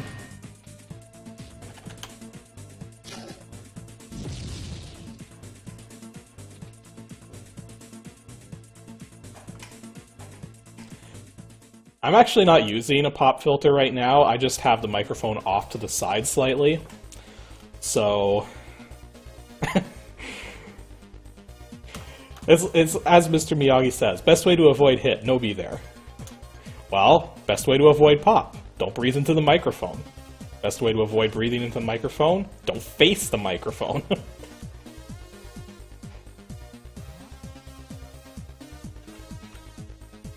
It's actually really easy to tell what version of One Must Fall you've played, is just look for a menu before you start the game. If you have a menu that has like the modem settings and everything on it before you go into the game, you played version 2.0 or later. But if you don't have that menu and you just go straight into the game when you type in One Must Fall, the executable from the DOS prompt, you've got version 1.0.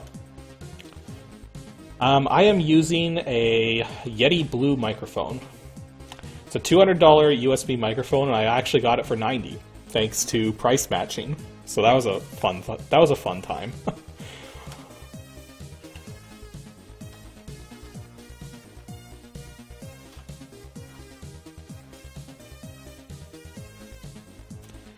My mic actually has several different modes to it. I currently have it in its what do they call it? I can't remember the name of it right now, but it's basically a mode where it's only detecting volume from one side of the mic. But it has other modes for doing like omnidirectional and stuff, but that's not so great for doing like voiceover work, so... Let's see if I can actually beat this guy now. That's not the move.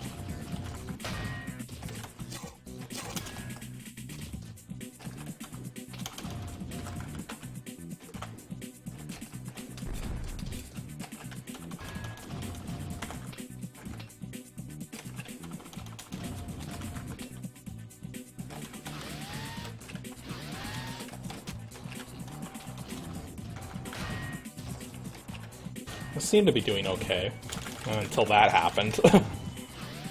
Come on. Ah, I can jump too high. That's another thing that a lot of people might not know how to do, is you can actually adjust your jump height in this game.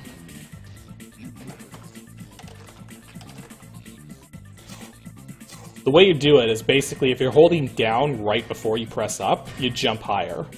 That's simple.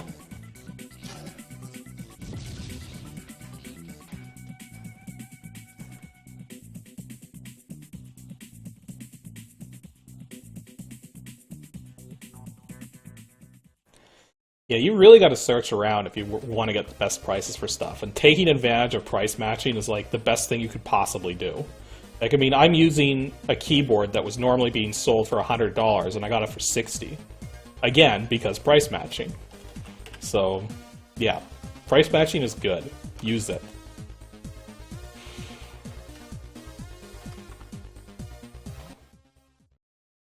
That's the other thing I don't like about the tournament mode in this game, is that once you get to a certain point, the different things you can buy, like the training and the parts for the cars, have just become ludicrously expensive.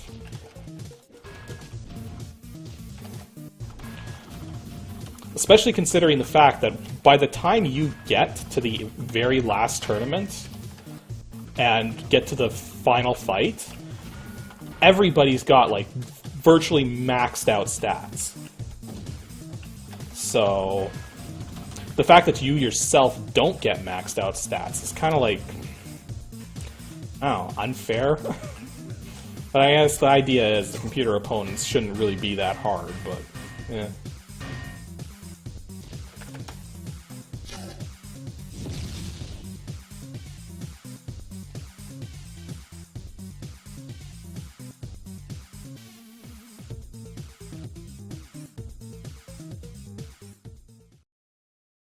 Yeah, that is one thing I've noticed about Australian prices, is they tend to be quite a bit higher than most other places.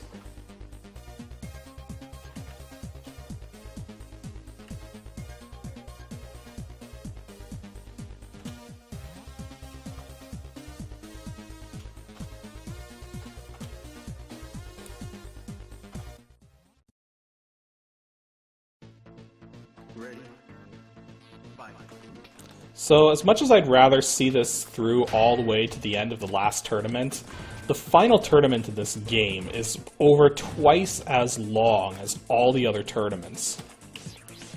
So I don't want to be here another 2 hours, so once we get to the end of this tournament, I'm going to call it.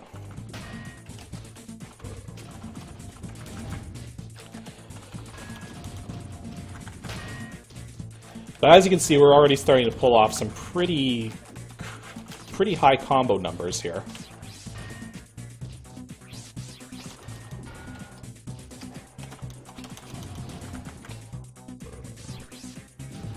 Yeah, you jumped into the spikes. I just called her a he. Well, technically it's an it. It's a computer character.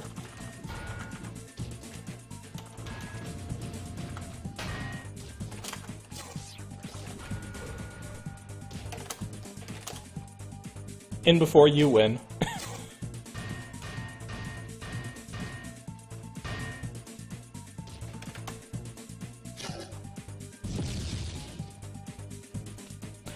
That's actually the exact place I price matched from, and it was 100 at the time.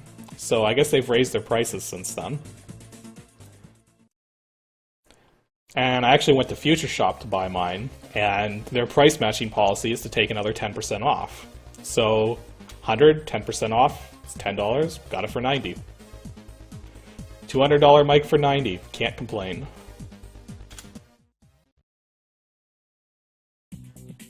Ready. Fight. Now he almost dodged the fireball there, so it definitely is possible to dodge those things. Just, it's hard to do it intentionally.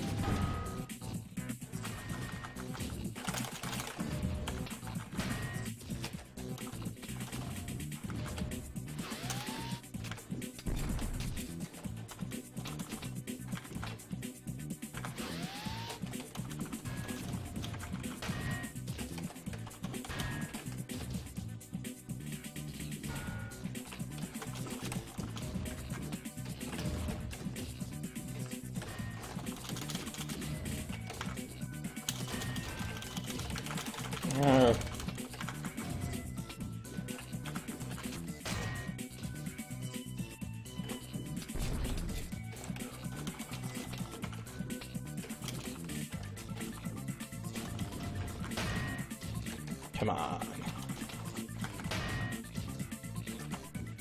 Ah. Trying to hit the fireball, missing.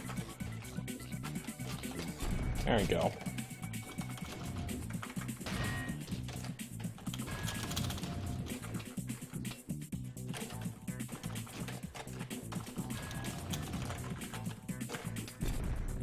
Ooh, that was not easy. Oh boy.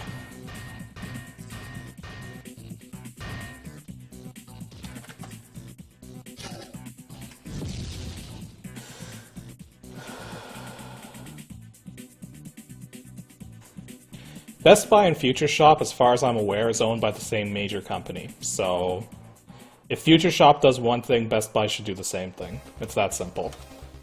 Heck, go to their websites, and even their websites are similar.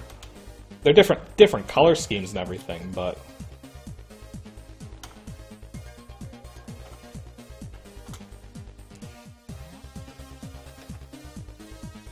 this is good. Oh, hey. Guess what just showed up in the trade list? Actually, going for a Nova is probably a bad idea since we're all so late in the game. There's only 4 more fights to go if I don't lose any, so...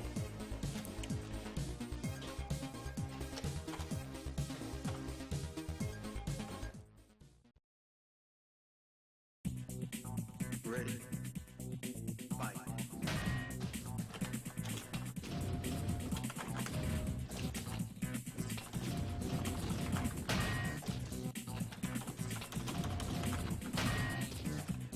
Yeah. Well, you guys know what I mean.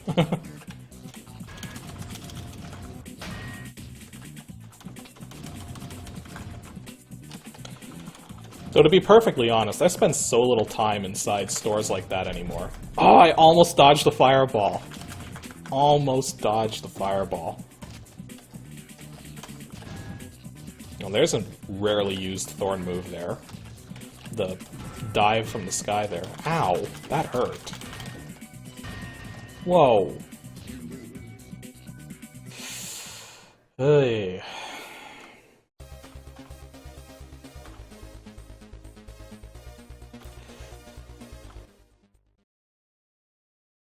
I blame the chat for making me pick the shadow. No, I'm kidding. See, he dodged the fireball right there. Fireball dodger.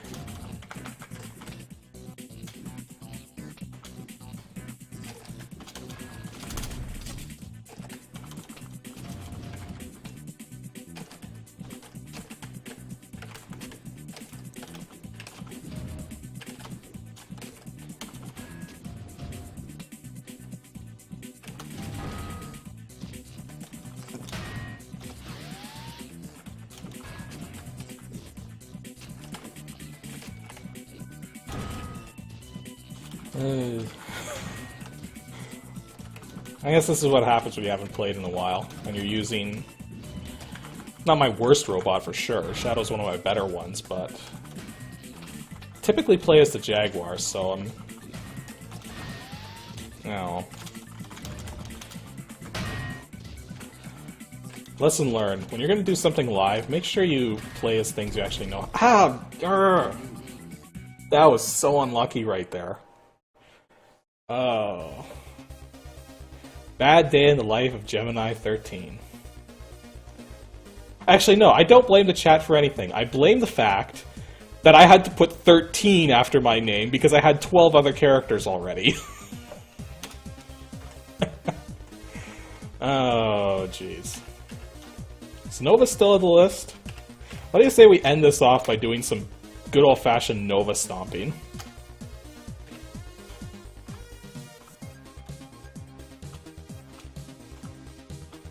It's probably a terrible idea, by the way.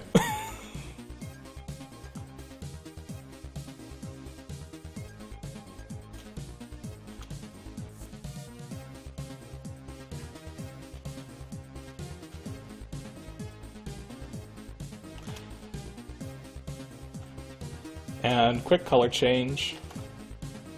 There we go, American colors. Because I'm Canadian. Makes perfect sense. Ready. Fight.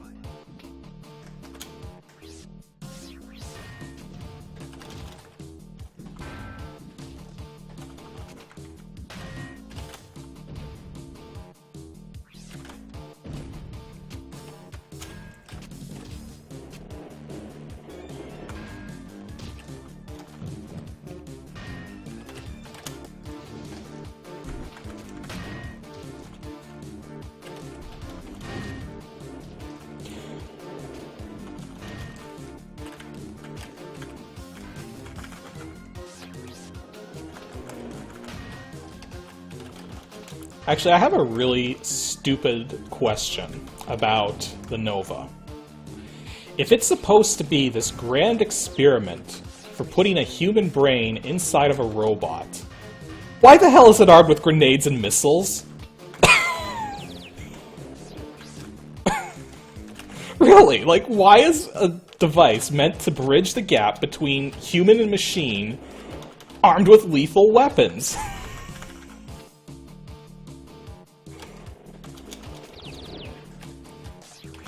I don't know.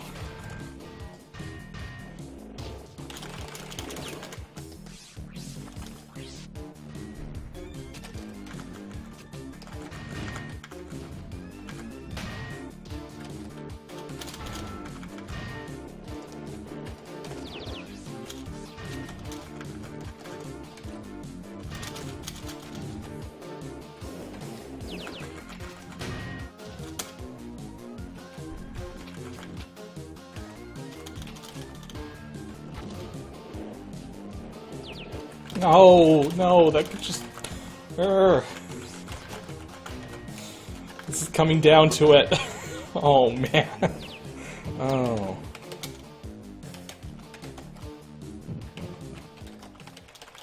I had no health left.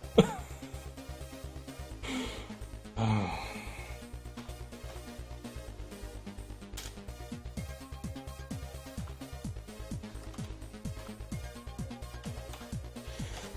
Yeah, this is probably a really bad idea.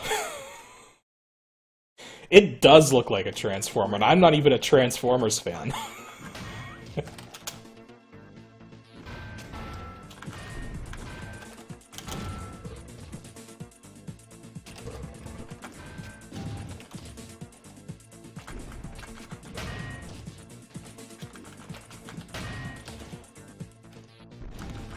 And yes, I'm well aware I grew up in a point in time when Transformers were a huge thing. But for some reason, I just couldn't get into it. I don't know why. My thing was my shtick was Ninja Turtles back then. I was a huge Ninja Turtles fan.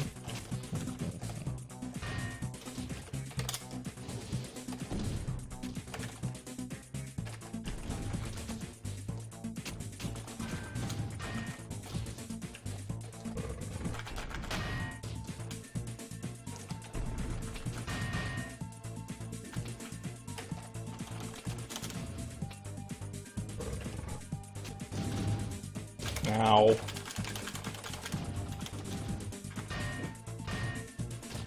Double ow. Triple ow. Urgh.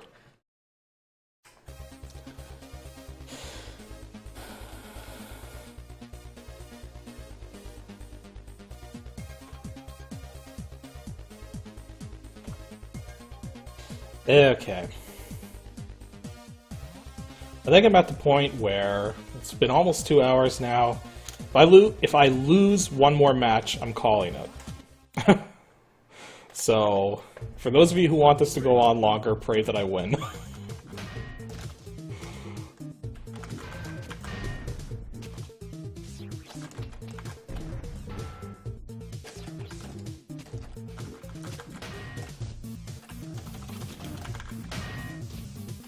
Well, so far, Veronica's not really putting up much of a fight.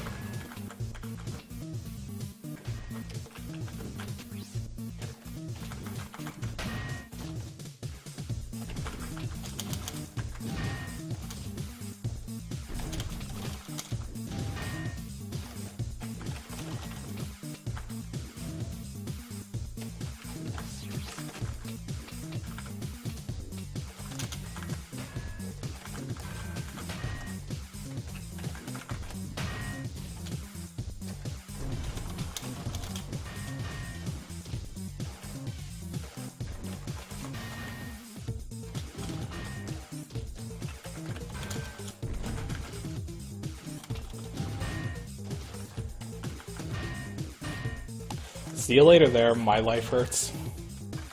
That's still the weirdest username ever, but I'm sure you have your reasons. Now Veronica's suddenly kicking my butt that I started talking.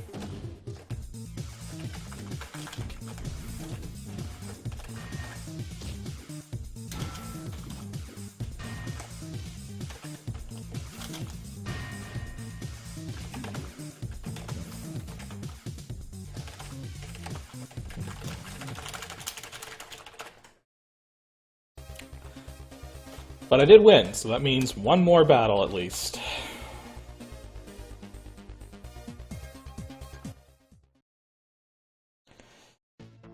And it's this guy. So I'm probably gonna lose, but we'll see. Actually, is it just my imagination, or has the game been speeding up during some of these fights? Specifically the ones I'm losing.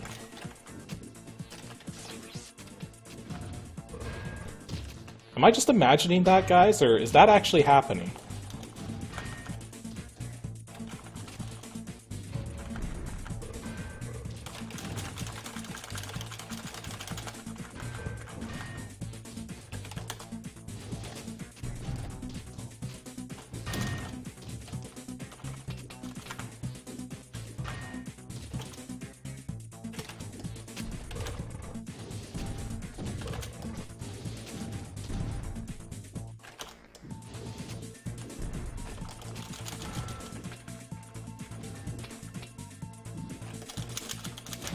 Coughing your lungs out is highly not recommended. I suggest you see a doctor about that immediately.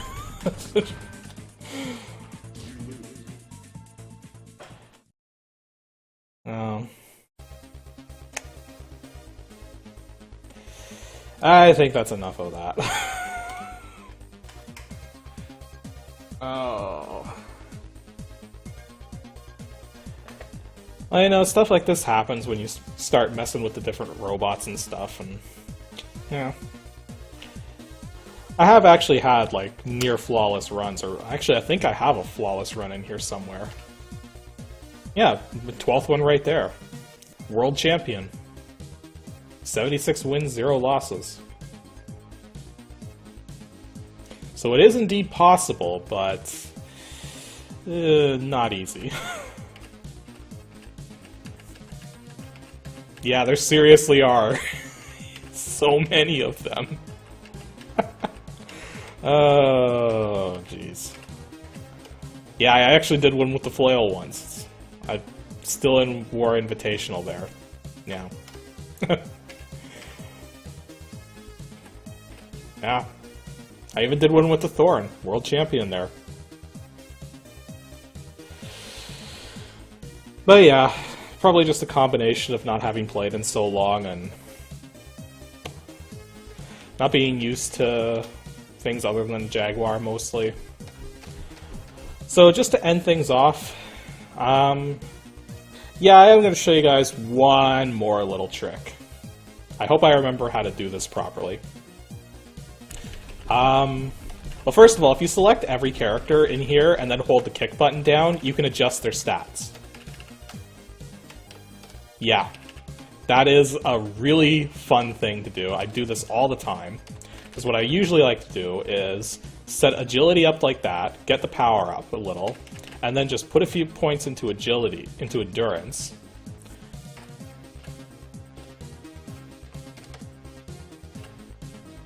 Yeah, it's good enough. And there's also a way to select the Nova from this screen, but I don't remember exactly how to do it right now, but that's not what I'm here to show you guys, so. Random colors, go. That is the worst random colors ever. We'll go with it. And I think the key combination is something like holding OMF and then pushing a number button. No, it's something else. Oh, what was the combination? Maybe it was War? No. Or did I just turn this? No, I didn't. Oh, wait a minute. Or maybe I just can't do it with this keyboard because it's an... because of key ghosting or something. But there's a way to make it so that you could actually get more scrap than normal flying, more shrapnel than normal flying off of the robots when you hit them.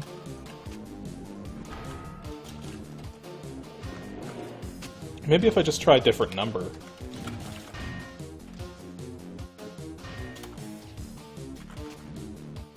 Is it working now? No.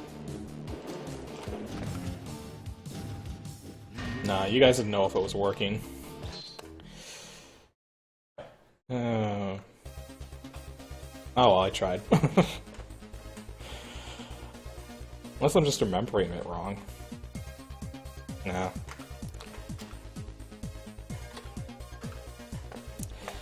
Okay, well, that's enough of that.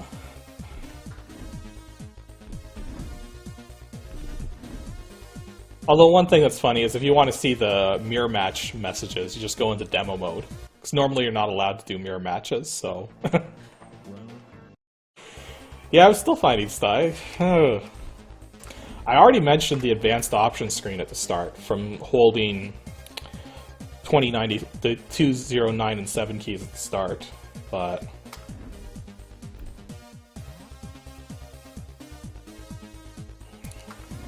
And I'm sure you guys know how... Well, I probably should explain it. Normally the highest skill level you're allowed to choose is champion, but to get it to deadly, all you have to do is push the button multiple times, like try to select higher than champion until it lets you select deadly, and then once you're on deadly, that's when you hold OMF down at the same time on the keyboard, and that's what lets you select ultimate.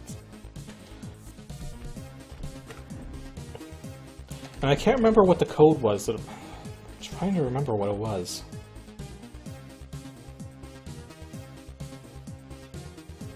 Nah, it's not coming to me. So, anyways, I guess I'm calling it, guys. So, hope you had fun watching, because I certainly had a strong start, but then kind of got decimated, and, well, stuff happened, and then chat windows destroyed, and yeah. I think that I don't know what I'm going to do next time, though. Might even skip doing a DOS game next time, because there's a whole bunch of modern games that I play too that might be fun to look at. Only catch is I have so limited bandwidth doing these streams that... Oh, you know what? I just noticed that the stream was set to 20 frames a second. I really should have increased that. It's set to 20 still from when I was doing stunts last stream. Oh, sorry you guys had to put up with 20 frames a second. But yeah, hope you guys enjoyed it, and see you guys in the next episode of Ancient DOS Games. See you guys in the next live stream I do. Just see you guys wherever.